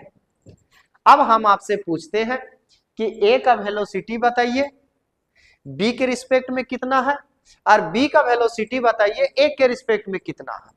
आपसे हम यही पूछ रहे हैं कि बताइए ए जो है वो बी से कितना ज्यादा चल रही है या कितना कम चल रही है, बी जो है वो ए से कितना ज्यादा चल रही है या कितना कम चल रही है। बस ये बताना। रिलेटिव का मतलब उससे हम ज्यादा कितना है या उससे हम कम कितना है, ये बताना है। ठीक है। तो अगर हमसे ये पूछा जाए कि ए जो है वो बी के रिस्पेक्ट में ज्यादा चल रही, कम चल रही है, कितना ज्यादा चल रही, कितना कम चल रही है, तो हम लोग आराम से बोल सकते हैं कि ए जो है वो कम चल रही है बी से। कितना कम? 50। 50 कम चल रही है, 50 कम चल रही है। तो कम चल रही है तो माइनस लगाइए ना, कम चल रही है तो माइनस लगाइए। इसमें बात करेंगे। बताइए बी जो है वो ए के रिस्पेक्ट में, तब बोलेंगे बी जो है, बी वो ए के रिस्पेक्ट में ज्यादा चल रही है। कितना? 50। तो प्लस 50 मीटर पर सेकेंड। देखिए इसका एक खासियत बताएं, दो गाड़ी के बीच अगर रिलेटिव मोशन निकालिएगा, वेलोसिटी ए का बताइए बी के रिस्पेक्ट है, बी का बताइए ए के रिस्पेक्ट में, तो आंसर हमेशा वैल्यू सेम आएगा। बस एक प्लस में आएगा, एक माइनस में आएगा, और कोई परेशानी नहीं होगा। एक प्लस और एक माइनस। ठीक है। प्लस में आ गया, प्लस में आ गया, इसका मतलब कि बी का वेलोसिटी ज्यादा है ए के रिस्पेक्ट में, और अगर माइनस में आ गया तो ए का वेलोसिटी कम है बी के रिस्पेक्ट में। यही होता है रिलेटिव मोशन, कि हमसे वो कितना आगे भाग रहा है या हम उससे कितना पीछे आ रहे हैं, ये होता है रिलेटिव मोशन। बात आ रही समझ में? ठीक है। तो चलिए इसके लिए हम लोग जुगाड़ बिठाते हैं, एक ऐसा जुगाड़ जिससे हर क्वेश्चन का सॉल्यूशन हो जाए, हर क्वेश्चन का सॉल्यूशन हो जाए। तो देखिए यहाँ पे हम लोग बात करेंगे। मान लेते हैं, अभी तो हम लोग बहुत आराम से सवाल कर लिए, लेकिन अलग अलग केस जब आएगा तो दिक्कत होगा। जैसे मान लिया जाए एक बॉडी ए है जिसका वेलोसिटी भी ए है, ठीक है, और एक बॉडी बी है, एक बॉडी बी है जिसका वेलोसिटी भी बी है। ठीक है, एक केस ये हो सकता है। फर्स्ट केस में हम ये मान सकते हैं कि दोनों बॉडी जो है वो सेम डायरेक्शन में जा सकती है। दूसरा बात करें अगर हम लोग बी केस नंबर 2 का अगर बात करते हैं तो ये हो सकता है कि ए बॉडी एक इधर है जो इधर भाग रही है और बी बॉडी ये है जो इधर भाग रही है। ठीक है, ये हो सकता है। केस काउंट कर लेते हैं कितना हो सकता है।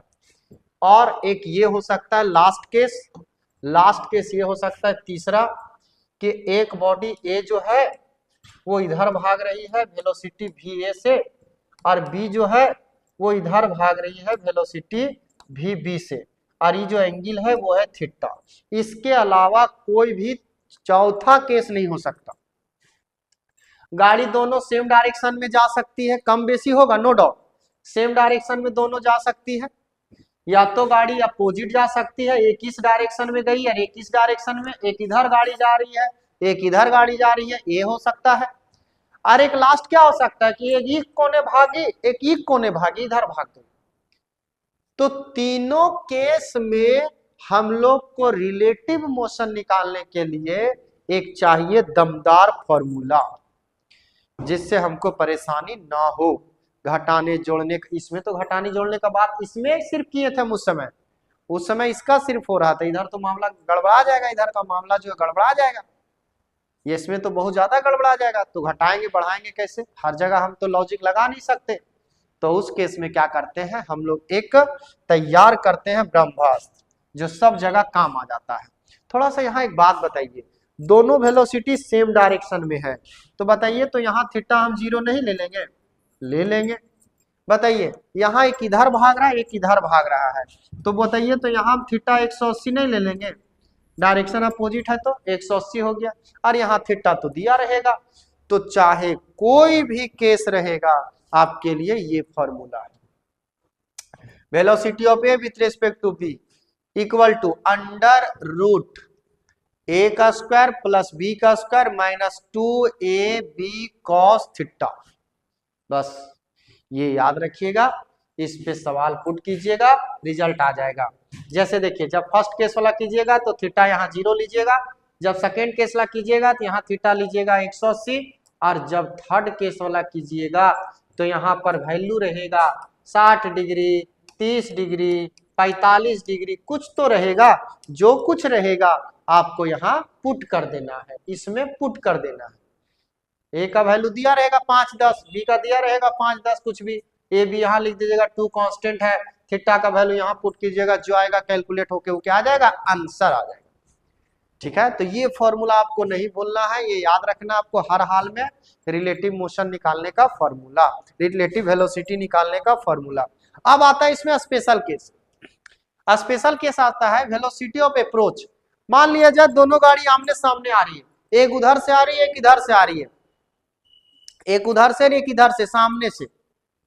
इस केस में करना क्या है आपको, इस केस में ना velocity of A with respect to B निकालना हो तो सीधे velocity of A plus velocity of B कर दीजिएगा, बात आपका खत्म हो जाएगा। ऐसे velocity of A plus velocity of B, magnitude का बात हो रहा है, डायरेक्शन का नहीं, मैग्नीट्यूड का जोड़ दीजिएगा। या तो वेलोसिटी ऑफ बी निकालना हो वेलोसिटी ए के रिस्पेक्ट में तब भी यही कीजिएगा, जोड़ दीजिएगा, ऐसे बात खत्म हो जाएगा। ऐसे हो जाएगा इसका वेलोसिटी।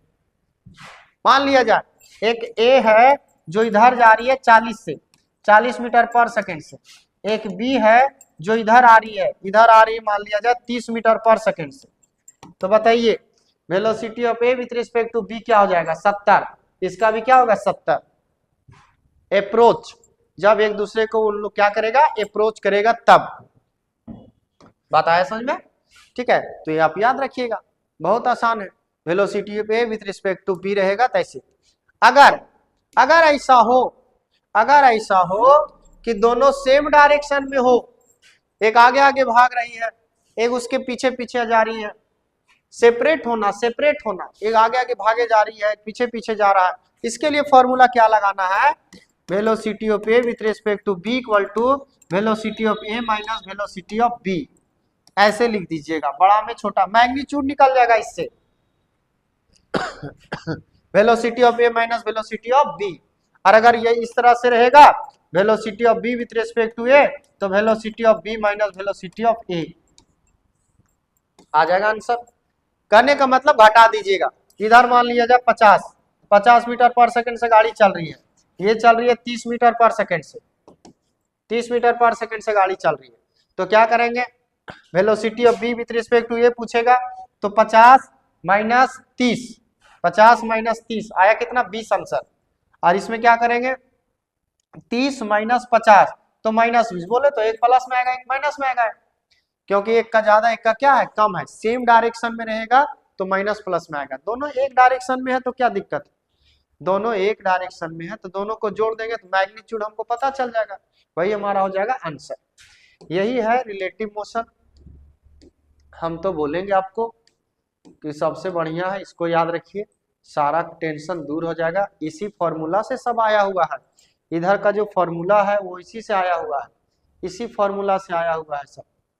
आप विश्वास करें या ना करें, ठीक है। यहाँ पर वैल्यू जब पुट कीजिएगा ना 0 डिग्री, यहाँ जैसे 0 पुट कीजिएगा इसका वैल्यू निकल के आएगा a माइनस बी, और यहाँ पुट कीजिएगा जब cos 180 का वैल्यू तो यहाँ से निकल के आएगा va प्लस vb, ये याद रखिएगा, ठीक है। तो कब जोड़ेंगे और कब हटाएंगे, आपके मन में थोड़ा सा डाउट हो रहा होगा कि सर आप यहाँ जोड़ दिए, इस केस में जोड़ दिए बीच में, और इस केस में ना आप घटा दे रहे हैं, ये आपके दिमाग में आ कैसे रहा है कि जोड़ेंगे कब और घटाएंगे कब। देखिए हम आपको एक मस्त एग्जांपल देते हैं। मान लिया जाए आप किसी को पकड़ रहे हैं, समझिएगा, आप किसी को पकड़ने जा रहे हैं और वो भागे जा रहा है भागे जा रहा है भागे जा रहा है, तो आपको ज्यादा समय लगेगा उसको पकड़ने में, ज्यादा समय लगेगा कि नहीं लगेगा, लगेगा। मतलब आपका इफेक्ट, आपका प्रभाव जो है वो कम कर रहा है। तो जब दोनों ऑब्जेक्ट सेम डायरेक्शन में भाग रहा है, वो आगे आगे भाग रहा है, आप पीछे पीछे भाग रहे हैं, तो आपको उसको पकड़ने में ज्यादा टाइम लगेगा। मान लिया जाए 200 मीटर के दूरी पे आप लोग दो आदमी खड़े हैं, वो आदमी भागे गया, आगे भाग रहा, आप उसके पीछे पीछे भाग रहे हैं, तो आपको ज्यादा समय लगेगा पकड़ने में। क्यों? क्योंकि वो आपके अगेंस्ट भाग रहा है, दूर होते जा रहा है आपसे, और धीरे धीरे दूर होते जा रहा है, तो उस केस में घटाते हैं, उस केस में घटाते हैं। देखिए सेम डायरेक्शन में गाड़ी चल रही है, सेम डायरेक्शन में जब गाड़ी चल रही है, ठीक है, तो यहाँ क्या किए घटा दिए। लेकिन सोचिए कि 200 मीटर पे थे हम, उधर से आ रही है, उधर से वो दौड़ी आ रही है, इधर से तुम दौड़े जा रहे हो, तो जल्दी नहीं मिलन होगा, जल्दी मिलन होगा। उधर से ही आ रही है, इधर से ही आ रहा है, तो जल्दी मिलन होगा। तो इस केस में क्या हो रहा है, हम लोग का जो इफेक्ट है वो जुट रहा है, वेलोसिटी जुट रहा है, ये इधर से आ रहा है इधर से आ रहा है, तो दोनों को क्या किए, मतलब दोनों का राजा मंजी है, वो भी आ रहा है, हम भी जा रहे हैं उसके आगे सपोर्ट में, वो आ रहा है मेरे से मिलने और हम जा रहे हैं उससे मिलने, तो उस समय जोड़ देंगे। और जब सेम डायरेक्शन में भागे जा रहा है, वो भी भागे जा रहा है, वो भागे जा रहा है, हमको उसको पकड़ना चाह रहे हैं, तो उस केस में क्या करेंगे, घटा देंगे, हम लोग घटा देंगे। और ज्यादातर इस तरह का केस का सवाल आ जाता है। बाकी एक इधर भागा एक इधर भागा, तो कौन सा फॉर्मूला लगा देंगे, अंडर रूट वाला। क्लियर है, 3 केस ही है, चौथा केस तो है ही नहीं। एक बार है कि हम उसको पकड़ने के लिए दौड़ेंगे, और एक बार है कि गला मिलने के लिए दौड़ेंगे। तो जब पकड़ेंगे तो भागे जाएगा तो घटा देंगे, और देखेंगे वो भी आ रहा है हम भी जा रहे हैं तो जोड़ देंगे, और एक इधर भागा एक इधर भागा तो रिजल्टेंट निकाल देंगे, उस तरह करके जो फॉर्मूला आपको बताए हम। इतना याद रखिएगा, बात खत्म हो जाएगा। बात आ रही समझ में, ठीक है। तो ये हो गया आपका रिलेटिव मोशन, यहाँ पे रिलेटिव मोशन खत्म होता है। इसके बाद स्टार्ट होता है आपका प्रोजेक्टाइल मोशन, इसके बाद आपका स्टार्ट होता है प्रोजेक्टाइल मोशन।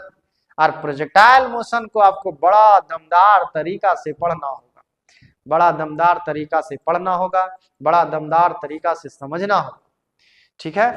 तो चलिए हम लोग समझते हैं कि आखिर प्रोजेक्टाइल मोशन है क्या, और प्रोजेक्टाइल मोशन में कौन कौन सी बातों को ध्यान में रखना है।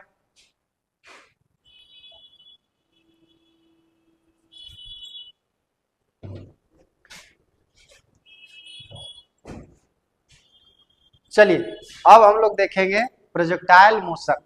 प्रोजेक्टाइल मोशन जो है वो शानदार टॉपिक है, ये फील होगा आपको और समझ में भी आएगा, इसका जो एग्जाम्पल है वो भी समझ में आएगा, इसका जो कंसेप्ट है वो भी समझ में आएगा, बस आपको इसका जो फॉर्मूला है वो याद रखना है, ठीक है।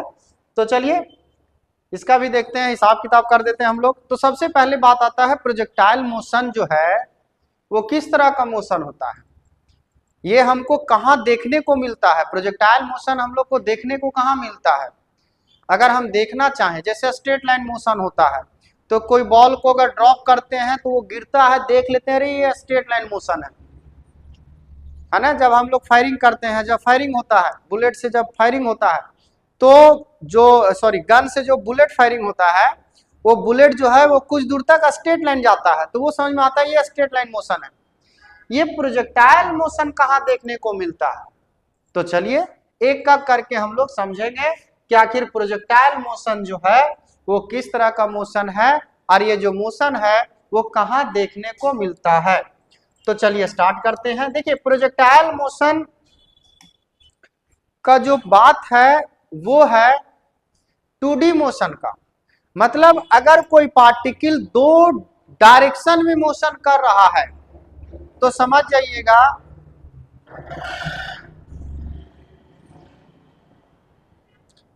जाइएगा कि वो प्रोजेक्टाइल मोशन कर रहा है। जैसे समझिएगा थोड़ा सा, मान लेते हैं ये है हमारा वाई एक्सिस, ये है हमारा एक्स एक्सिस, नो डाउट ये वाई एक्सिस, ये एक्स एक्सिस। अगर एक बॉल को हम फेंकते हैं इस डायरेक्शन में, ऐसे एक्स के तरफ फेंक देते हैं, तो ये प्रोजेक्टाइल मोशन नहीं होगा। क्यों? क्योंकि ये एक्स के तरफ गया है, ठीक है, ये स्ट्रेट लाइन मोशन कहलाएगा। लेकिन अगर हम लोग इसी बॉल को वाई के तरफ अगर फेंक देते हैं, वाई के तरफ फेंक देते हैं, तब भी अगर ये सीधा चला गया ऊपर, तब भी ये प्रोजेक्टाइल मोशन नहीं कहलाएगा, क्योंकि ये सिर्फ वाई के तरफ गया है। कुछ ऐसा जुगाड़ बिठाना होगा कि वो एक्स के तरफ भी थोड़ा चले जाए और ये कुछ वाई के तरफ भी चले जाए, तो समझ जाइएगा ये प्रोजेक्टाइल मोशन है, जिसको हम लोग 2D मोशन भी कहते हैं। तो क्या करना होगा उसके लिए हम लोग को बॉल को यहां से बीच से फेंकना होगा ऐसे। अगर यहां से हम लोग बॉल को भी वेलोसिटी दे देते हैं, तो अब देखिए ये जो बॉल है वो एक्स में भी जा रहा है और वाई में भी जा रहा है। अगर हम यहाँ का बात करें तो देखिए एक्स में इतना गया, ये वैल्यू रहा एक्स का और ये वैल्यू रहा वाई का। मतलब इस तरह का अगर पाथ बन रहा हो, अगर चांद बन रहा हो, अगर चांद बन रहा हो तो समझ जाइएगा, पाथ में अगर चांद बन रहा हो तो समझ जाइएगा कि वो प्रोजेक्टाइल मोशन है, वो प्रोजेक्टाइल मोशन है। अब देखते हैं कि कहां कहां प्रोजेक्टाइल मोशन होता है हमारे लाइफ में, कहां कहां पे प्रोजेक्टाइल मोशन देखने को मिलता है। 1 बाय 1 एग्जाम्पल लिखे हुए हैं, हम आपको बताते जाएंगे और समझाते जाएंगे। पहला एग्जाम्पल है, a cricket ball hit by the batsman for a 6। जब बल्ला से छक्का लगता है तो जो बॉल का मोशन होता है वो प्रोजेक्टाइल मोशन होता है। आप देखते होंगे कि बॉल जो है वो इस प्रकार मोशन करता है। बॉल को जब यहां से मारा जाता है, भी वेलोसिटी जब यहां दिया जाता है, भी वेलोसिटी, तो ये इस तरह से मोशन करता है। और आपको यहाँ एक चांद दिख रहा होगा, तो ये जो मोशन है वो कौन सा मोशन है? प्रोजेक्टाइल मोशन है। आपसे किसी ने अगर पूछा कि प्रोजेक्टाइल मोशन का एक एग्जांपल दीजिए, तो आपको बोलना है कि जब कोई बैट्समैन छक्का लगाता है तो बॉल का जो मोशन होता है वही प्रोजेक्टाइल मोशन होता है। नेक्स्ट का अगर बात करते हैं हम लोग, नेक्स्ट एग्जांपल का, तो लिखा हुआ है a bullet fired from a gun. जब हम लोग फायरिंग करते हैं, देखे होंगे जब फायरिंग होता है तो आप इसको अच्छा से समझिए। मान लिया जाए यहां से जब फायरिंग हुआ, ये बुलेट है, तो क्या होगा, ये बुलेट जो है वो कुछ दूर तो स्ट्रेट लाइन जाएगा, नो डाउट, कुछ दूर तो स्ट्रेट लाइन जाएगा। अगर ग्राउंड में फायरिंग किया गया है, सामने कोई टारगेट नहीं है, सामने कोई इंसान नहीं है, सामने कुछ ऐसा गीला चीज नहीं जिसमें बुलेट घुस जाए, अगर फायरिंग किया गया है स्पेस में, जहां स्पेस पूरा खाली है, तब कुछ दूर तक तो स्ट्रेट लाइन जाएगा, नो डाउट। लेकिन जैसे ग्रेविटेशनल फोर्स इस पे लगेगा, इसका जो पाथ होगा वो कुछ इस प्रकार होगा। जब जमीन पर ये गिरेगा तो इस प्रकार होगा। और आप देखिए यहां से यहां तक चांद बना कि नहीं बना, चाहे एक दिन का चांद बने या 7 दिन का चांद बने, चांद तो बन गया। तो ये यहां से यहां तक के मोशन को हम लोग क्या बोल देंगे, प्रोजेक्टाइल मोशन बोलेंगे। यही प्रोजेक्टाइल मोशन है। नेक्स्ट यहां लिखा हुआ है a packet drop from a plane. एक प्लेन है जो चल रही है, मान लिया जाए एक प्लेन है, इस प्लेन को मान लेते हैं ये एक प्लेन है, इसके अंदर एक लड़का बैठा हुआ है, इसके हाथ में एक पैकेट था। ये मान लेते हैं ये जो प्लेन है वो चल रही है, मान के चलते हैं 150 किलोमीटर पर आवर से। ये प्लेन 150 किलोमीटर पर आवर से चल रही है। तो जब पैकेट को ड्रॉप करेंगे, बस छोड़ देंगे, देखिए प्लेन पे हम बैठे हुए हैं, प्लेन पे हम बैठे हुए हैं, हमारे हाथ में एक पैकेट है, हम क्या किए कि उस पैकेट को बस ऐसे छोड़ दिए। तो जब आप पैकेट को छोड़ दीजिएगा तब वो पैकेट प्रोजेक्टाइल मोशन करेगा। क्यों करेगा, चलिए समझते हैं। प्लेन अगर 150 किलोमीटर पर आवर से चल रही है तो हम भी 150 किलोमीटर पर आवर से चल रहे हैं, और जब हम हमारे हाथ में जब पैकेट है तो पैकेट भी कितना से चल रहा है, 150 किलोमीटर पर आवर से। तो आप अगर छोड़े हैं इसको, सिर्फ ऐसे छोड़े हैं, इसका मतलब हुआ कि y के डायरेक्शन में आप वेलोसिटी जो है वो 0 दिए हैं। x के डायरेक्शन में तो ऑलरेडी इसके पास वेलोसिटी है। कैसे, क्योंकि प्लेन चल रही है, प्लेन के ऊपर हम है तो हम चल रहे हैं, और हमारे हाथ में पैकेट है तो पैकेट चल रहा है। तो जैसे पैकेट को छोड़ेंगे तो ये पैकेट ग्राउंड पे कुछ इस कदर गिरेगा, और ये देखिए चांद यहां बन गया, ये चांद बन गया, ये बन गया projectile motion. 150 kilometre per hour के वजह से ये बॉडी आगे ऐसे जाके, यहां छोड़िएगा, यहां पैकेट को छोड़िएगा तो ऐसे जाके गिरेगा। तो ये हो गया प्रोजेक्टाइल मोशन। नेक्स्ट, ये stone projected horizontally from the top of a building. किसी बिल्डिंग पर से अगर हम किसी स्टोन को प्रोजेक्ट कर देते हैं, ये मान लीजिए एक बॉल है, इस बॉल को हॉरिजॉन्टली फेंक देते हैं, या फुटबॉल है, फुटबॉल को किक मार देते हैं ऐसे सीधा, तो जब सीधा किक मारेंगे तो कुछ देर जाके बाद ऐसे गिरेगा। तो ये भी तो प्रोजेक्टाइल मोशन है, ये भी तो चांद बना रहा है। तो ये हो गया प्रोजेक्टाइल मोशन। मेरे हिसाब से प्रोजेक्टाइल मोशन आपको क्लियर हो चुका है, आपको प्रोजेक्टाइल मोशन क्या हो चुका है, क्लियर। अब चलो, अब कंसेप्ट ऑफ प्रोजेक्टाइल मोशन, ये तो एग्जांपल हुआ, ये तो हम समझे मोटा मोटी बात।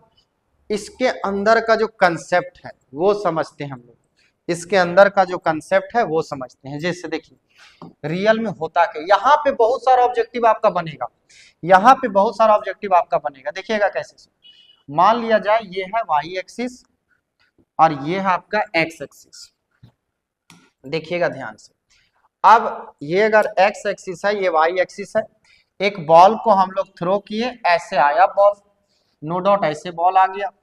बॉल को जब हम फेंके तो इस समय वेलोसिटी था यू वेलोसिटी से फेंक दिए, यू वेलोसिटी से फेंक दिए, ये कोण हो गया थीटा।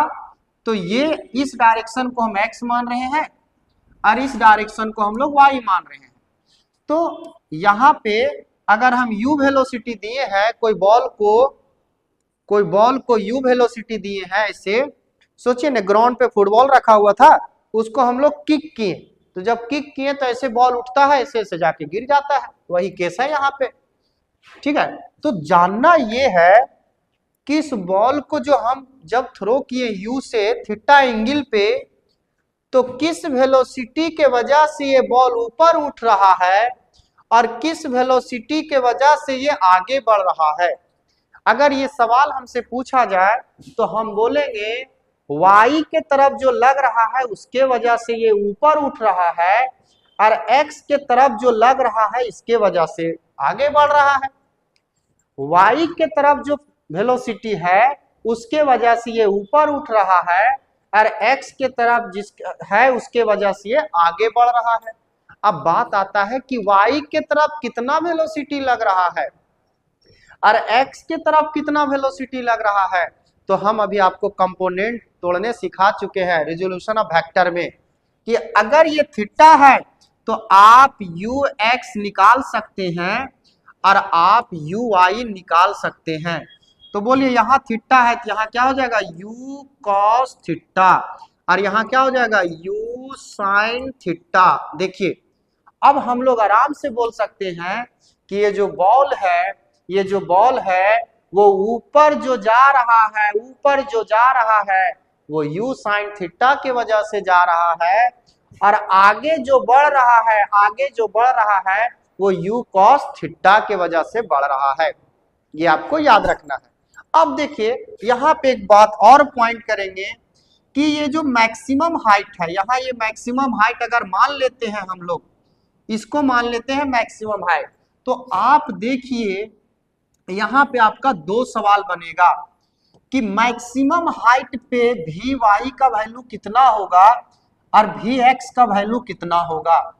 मैक्सिमम हाइट इसी पॉइंट को क्यों माने, क्योंकि अब ये बॉल यहां से ऊपर नहीं गया, यहां से धीरे धीरे नीचे आ रहा है, तो यही हो गया मैक्सिमम पॉइंट। तो मैक्सिमम हाइट पे भी वाई का वैल्यू कितना और भी एक्स का वैल्यू कितना, तो हम लोग जवाब देंगे कि भी वाई का वैल्यू 0 और भी एक्स का वैल्यू u cos थीटा। देख लीजिए मैक्सिमम हाइट पे भी वाई का वैल्यू 0 और भी एक्स का वैल्यू u cos थीटा। अब आपके मन में होगा कि सर भी वाई का वैल्यू यहाँ 0 कैसे हो गया, तो बाबू अगर ये 0 नहीं हुआ रहता तो ये बॉल और ऊपर जाता, अब ऊपर जा नहीं रहा है इसका मतलब वहां 0 हो गया। बात आ रही समझ में, ठीक है। और यहाँ पे u cos थीटा ही रहेगा, तो आपके मन में होगा कि सर यहाँ तो u cos थीटा था, तो यहाँ तो या तो कम होना चाहिए या तो ज्यादा होना चाहिए, कुछ होना चाहिए, लेकिन आप यहाँ भी u cos थीटा लिए, यहाँ भी u cos थीटा लिए, जबकि यहाँ u आई लिए sin थीटा यहाँ पे, और यहाँ ले लिए 0। ये क्या बात है, तो समझो एक बात बताओ, ग्रेविटेशनल फोर्स जो है वो वाई डायरेक्शन में लग रहा है, अगर हम कोई बॉल को ऐसे फेंक रहे हैं ऊपर तो ग्रेविटेशनल फोर्स उसको नीचे खींच रहा है, हमेशा उसको नीचे खींच रहा है, इसीलिए वाई वाला वैल्यू चेंज हो रहा है। वाई वाला वैल्यू चेंज क्यों हो रहा है, डाउट आपको इस तरह पूछना है ऑब्जेक्टिव में बच्चों से कि बताइए जब प्रोजेक्टाइल मोशन होता है तो वाई कंपोनेंट क्यों चेंज होता है, पहले रहता है u कोसाइन थीटा, फिर हो जाता है भी वाई का वैल्यू 0, और फिर से जब यहाँ पहुंचेगा, ये बॉल जब यहाँ पहुंचेगा तो यहाँ पर फिर से u साइन थीटा हो जाएगा, तो पहले घटता है फिर बढ़ता है, ऐसा क्यों होता है। तो हम लोग जवाब क्या देंगे, हम लोग बोलेंगे वाई डायरेक्शन में ग्रेविटेशनल फोर्स होता है। अब जैसे हम बॉल को ऊपर फेंकते हैं तो ग्रेविटेशनल फोर्स नीचे लगता है, जिसके वजह से एक समय आता है जब इसका वेलोसिटी 0 हो जाता है, और उसके बाद ये लगते रहता है जिसके वजह से इसका वेलोसिटी फिर बढ़ने लगता है। तो हम यहां से यहां तक के बारे में क्या बोलेंगे कि वाई का वेलोसिटी धीरे धीरे घटेगा घटेगा घटेगा घटेगा घटेगा घटेगा, मैक्सिमम हाइट पे 0 हो जाएगा, और मैक्सिमम हाइट से नीचे आते आते बढ़ेगा बढ़ेगा बढ़ेगा बढ़ेगा बढ़ेगा बढ़ेगा, और जितना से फेंका गया उतना ही आ जाएगा। अच्छा बात बता रहे हैं आप, समझिए यहां से यहां तक वाई का वेलोसिटी, ओरिजिन से मैक्सिमम हाइट तक वाई का वेलोसिटी घटता है, और ओरिजिन यहाँ मैक्सिमम हाइट से फिर ग्राउंड तक में बढ़ता है बढ़ता है बढ़ता है, और इसका रीजन कौन है, ग्रेविटेशनल फोर्स है। लेकिन अगर हम बात करेंगे वाई एक्स डायरेक्शन में कि सर यहाँ पर भी u cos थीटा है, यहाँ पर भी u cos थीटा है, तो आपको क्या जवाब देना है, बोलना ये है कि x डायरेक्शन में कोई फोर्स नहीं लग रहा है, एयर रेसिस्टेंस यहाँ 0 लेना है, x डायरेक्शन में कोई फोर्स नहीं लग रहा है, तो जब कोई फोर्स नहीं लग रहा है तो यहाँ जितना रहेगा यहाँ उतना ही होगा, यहाँ इतना ही होगा, सब जगह उतना ही होगा। मतलब ये है कि अगर हम इसको और भी ढंग से समझाना चाहें बच्चों को तो ये बोल सकते हैं कि कोई प्रोजेक्टाइल मोशन अगर ऐसे हो रहा है तो यहाँ पर x में, यहाँ x में, यहाँ x में, यहाँ x में, यहाँ x में, यहाँ x में, सब जगह x डायरेक्शन में वेलोसिटी सेम। यहाँ अगर 10 लेते हैं तो ये 10, ये 10, ये 10, ये 10, ये 10, ये 10, ये 10, ऐसे होगा। 10 मीटर पर सेकंड, 10 मीटर पर सेकंड, 10 मीटर पर, सब जगह 10 मीटर पर सेकंड, 10 मीटर पर सेकंड, 10 मीटर पर सेकंड। लेकिन अगर हम बात करेंगे वाई वाला बात करेंगे, तो यहाँ पर अगर यहाँ पे अगर वाई का डायरेक्शन ऊपर है, वाई का डायरेक्शन ऊपर ऊपर ऊपर, यहाँ पे 0, फिर यहाँ पे नीचे नीचे नीचे नीचे नीचे, ऊपर यहाँ मान लेते हैं 20 है तो यहाँ 10 हो जाएगा, फिर यहाँ 5 हो जाएगा, फिर यहाँ 2 हो जाएगा, फिर यहाँ 0 हो जाएगा, फिर से नीचे बढ़ने लगेगा, 2 हो जाएगा, 5 हो जाएगा, 10 हो जाएगा, फिर 20 हो जाएगा, फिर यहाँ से जितना मान लो 40 से निकला था तो यहाँ पे कितना हो जाएगा, 40 हो जाएगा। ये है वाई वाला, ऊपर ऊपर ऊपर ऊपर, 0 नीचे नीचे नीचे नीचे नीचे। और ये है एक्स वाला, 10 10 10 10। ये खतरनाक बात बताए आपको हम, क्योंकि एक्स डायरेक्शन में कोई फोर्स नहीं है, इसमें कोई फोर्स, नो फोर्स, इसमें कोई फोर्स नहीं है जिसके वजह से वेलोसिटी चेंज नहीं होगा। लेकिन इसमें फोर्स है, कौन सा, mg, mg लग रहा है इस पे, ग्रेविटेशनल फोर्स।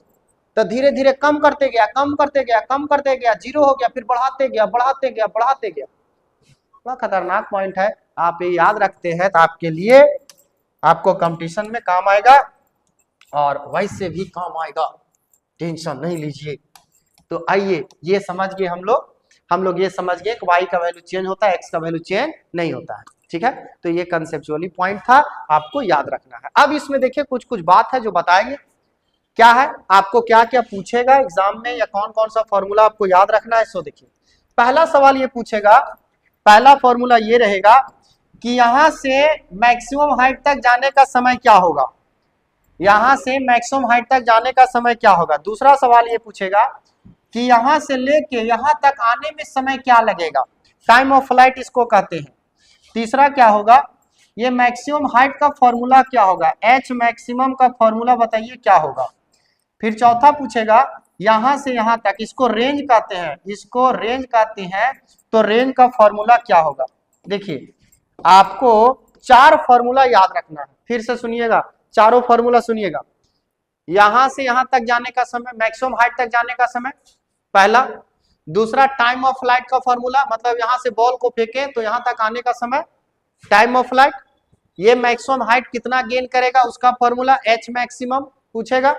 उसके बाद रेंज, यहां से यहां तक का वैल्यू, कि यहां से यहां तक कितना रेंज गया, कितना आगे बढ़ा, ये बॉल कितना आगे बढ़ा, इसका फॉर्मूला। ठीक है, तो 1 बाय 1 हम लोग सभी का फॉर्मूला देखेंगे अभी, और आप लोग को सब याद कर लेना है। ठीक है, formula of projectile motion from ground to ground, यही बात। अभी यहाँ सिर्फ हम फॉर्मूला लिखेंगे, आपको डिराइव करके नहीं दे रहे हैं, बस आप फॉर्मूला याद कर लीजिए। ऐसे है, बॉल को ऐसे फेंक दिए यू से, ये है थीटा, ये हो गया यू साइन थीटा, तो बोलिए ये क्या होगा, यू कॉस थीटा होगा सर। ठीक है, ये हो गया बच्चा मैक्सिमम हाइट, इसको कहते हैं मैक्सिमम हाइट, इसको क्या कहते हैं, रेंज। यहां से यहां तक को क्या कहते हैं, रेंज। और यहां से यहां तक के समय को टाइम ऑफ फ्लाइट। फिर से सुनना, यहां से यहां तक आने में जो समय लगेगा उसको टाइम ऑफ फ्लाइट कहते हैं। ये मैक्सिमम हाइट हो गया, यहां से यहां तक को क्या कहते हैं, रेंज कहते हैं। और यहां से यहां तक के टाइम को time taken to reach maximum height कहते हैं। ठीक है, तो 4 फॉर्मूला, चलिए 1 बाय 1 हम चारों लिख देते हैं।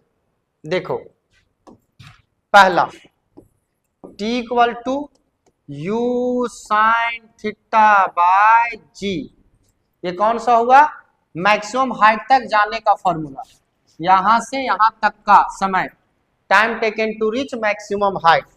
दूसरा time of flight, time of flight, time of flight का फॉर्मूला क्या हो जाएगा, टाइम ऑफ फ्लाइट का होता है T इक्वल टू, यहां लिख देते हैं T equal to 2u sine theta बट्टा जी, ये हो गया टाइम ऑफ फ्लाइट का फॉर्मूला, जाने और आने का फॉर्मूला। तीसरा लिखते हैं मैक्सिमम हाइट, मैक्सिमम हाइट का फॉर्मूला, तो यहां तीसरा में हो जाएगा मैक्सिमम हाइट, मैक्सिमम हाइट,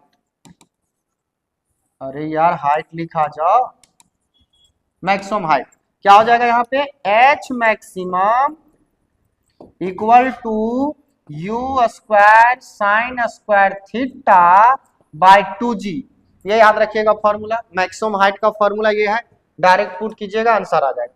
अब चौथा फॉर्मूला रेंज का फॉर्मूला, चौथा हो गया रेंज का फॉर्मूला। रेंज को हम लोग आर से रिप्रेजेंट करते हैं। तो देखिए रेंज का फॉर्मूला दो को होता है, एक होता है u square 2 sine theta cos theta divide by g, एक तो ये याद रखिएगा, और एक फॉर्मूला होता है r equal to u square sine 2 theta by g, ये होता है। तो टोटल 5 फॉर्मूला हो गया लगभग, ठीक है। आपको याद रखना है, इसके अलावा आपसे सवाल नहीं पूछा जाएगा। इतना बात अगर याद रखते हैं क्या बोलते हैं इसको, प्रोजेक्टाइल मोशन में, तो आपका काम बनेगा, कोई दिक्कत नहीं होने वाला। ये ग्राउंड टू ग्राउंड हुआ, मतलब ग्राउंड टू ग्राउंड का मतलब क्या हुआ कि ग्राउंड से फेंका गया और ग्राउंड पे आएगा तब का बात हुआ, ठीक है। चलिए next, condition for same range, बड़ा शानदार है, याद रखिए, बात खत्म कीजिए, इसमें ऑब्जेक्टिव बनाता है। कंडीशन फॉर सेम रेंज का मतलब ये हुआ कि मान लिया जाए एक प्रोजेक्टाइल ये है और एक प्रोजेक्टाइल ये है, दो को हम प्रोजेक्टाइल बना रहे हैं। तो ये वाला हो गया एक पहला प्रोजेक्टाइल, ये वाला हो गया ये दूसरा प्रोजेक्टाइल, ठीक है। तो ये भी हम यू से फेंके हैं और ये भी हम यू से फेंके हैं, नो डाउट, ठीक है। तो कहना ये है कि अगर ये वाला रेंज R1 है, ये वाला रेंज R1 है और ये वाला रेंज अगर R2 है, तो कहने का मतलब यहाँ ये है कि अगर ये कोण थीटा है तो ये कोण कितना होना चाहिए ताकि R1 इक्वल टू R2 हो जाए। समझिए, मान लिया जाए आपके पास एक गन है, बोला बाबू फायरिंग करो, फायरिंग किया, बुलेट जाके 50 मीटर पे गिरा और आप फायरिंग किए 30 डिग्री पे, वही गन दूसरा को दिया गया, उसे बोला गया कि देखो तुमको 30 डिग्री पे फायरिंग नहीं करना है, तो कितना एंगल पे फायरिंग किया जाए ताकि तुम्हारा बुलेट भी 50 मीटर पे गिरना चाहिए। सेम रेंज का मतलब यही है, सेम बुलेट, गन एक ही है, एक गन है, एक गन से दो लड़का को फायरिंग करना है, ठीक है, और दो अलग अलग कोण पे करना है, एक 30 डिग्री तो एक दूसरा डिग्री होना चाहिए। लेकिन कंडीशन ये होना चाहिए कि दोनों सेम दूरी पे जाके गिरना चाहिए। अगर एक 50 पे गिर रहा है तो दूसरा भी कितना पे, 50 पे। तो वही बोल रहा है कि एक को अगर हम थीटा पे फेंके हैं तो दूसरा पे कितना पे फेंके, ताकि रेंज सेम हो, R1 और R2 क्या हो जाए, इक्वल। तो बताएं इसका सटीक आंसर क्या है। सो एक को 90 माइनस थीटा पे फेंक दो, बात खत्म, बात खत्म। मतलब ये हुआ कि अगर हम एक चार्ट बनाते हैं तो एक कोण होना चाहिए थीटा, तो एक होना चाहिए 90 माइनस थीटा। एक लड़का आया फायरिंग कर दिया 30 डिग्री पे, 30 डिग्री पे, एक लड़का 30 डिग्री पे फायरिंग कर दिया, रेंज आ गया 50 मीटर, 50 मीटर।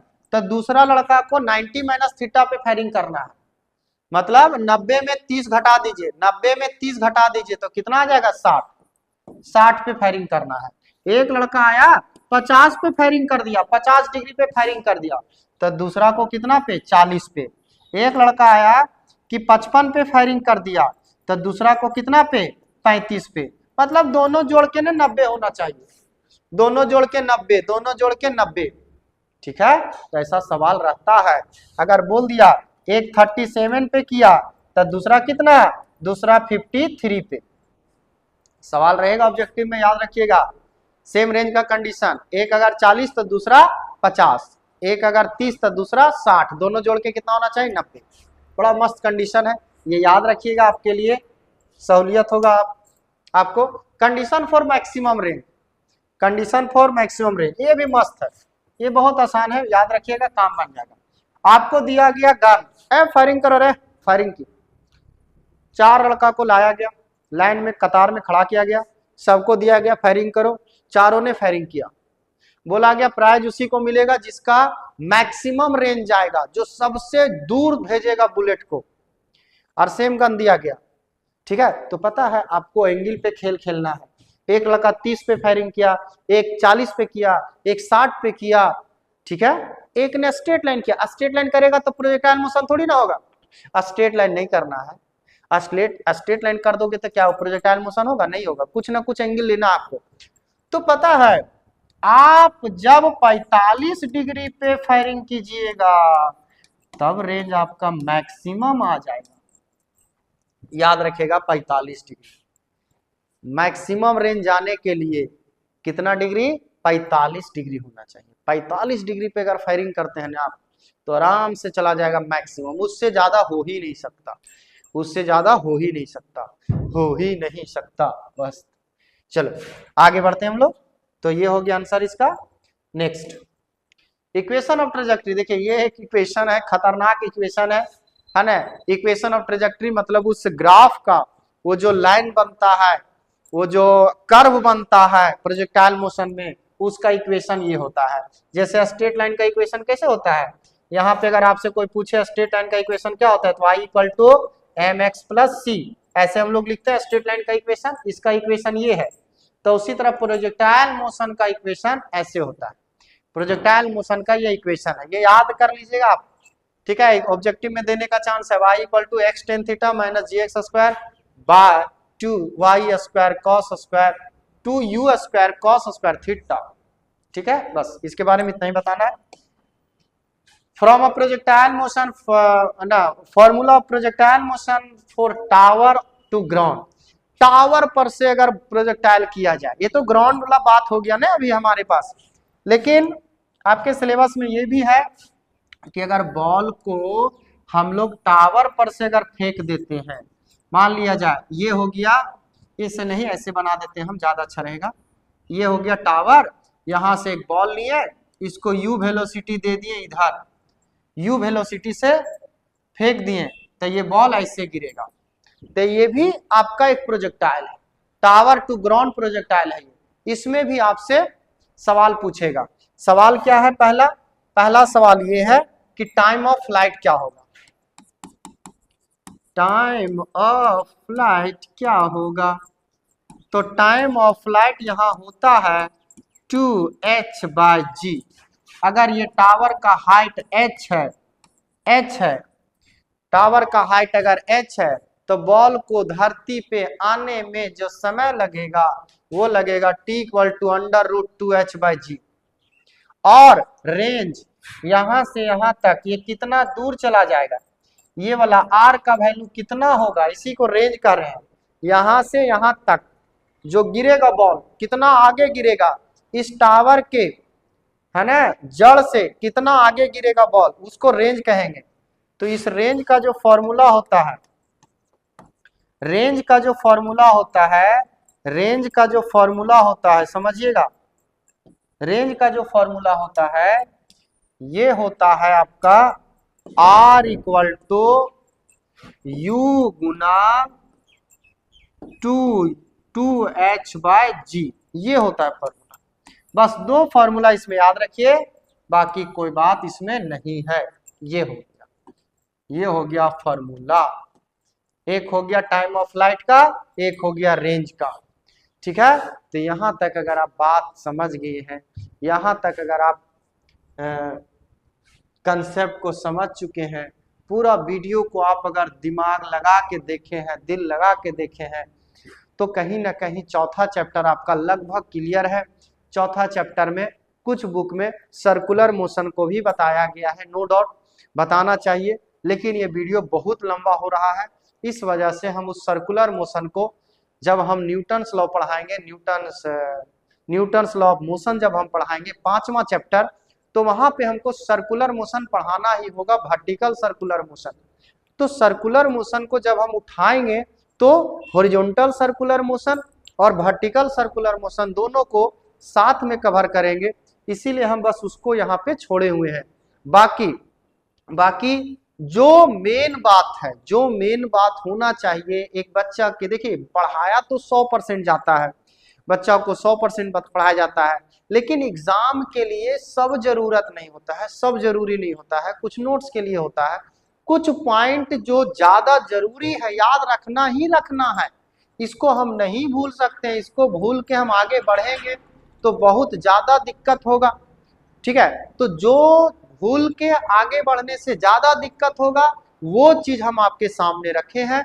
अगर ये सारी बातें आप बहुत अच्छा से समझते हैं, समझ के याद रख लेते हैं, प्रैक्टिस कर लेते हैं, तो आशा करते हैं कि आपको चौथा नंबर जो चैप्टर है उसमें ज्यादा परेशानी नहीं होगा। आगे चल के कभी भी चौथा चैप्टर का अगर मदद चाहिए, चौथा चैप्टर से अगर न्यूमेरिकल बनाना होगा या चौथा चैप्टर को डिटेल में पढ़ना होगा, तो आपको जो भी टीचर पढ़ाएंगे, जहां भी कंपटीशन कीजिएगा वहां अगर वो पढ़ाते हैं तो बहुत आराम से ये चैप्टर आपका क्लियर हो जाएगा। आपको ऐसा कभी लगेगा नहीं कि चौथा चैप्टर को हम लोग जीरो से पढ़ रहे हैं। सो बात आ रही समझ में? तो पढ़ने का तरीका हम पहले से बोल रहे हैं, ये लंबा वीडियो है तो आपको डरना नहीं है।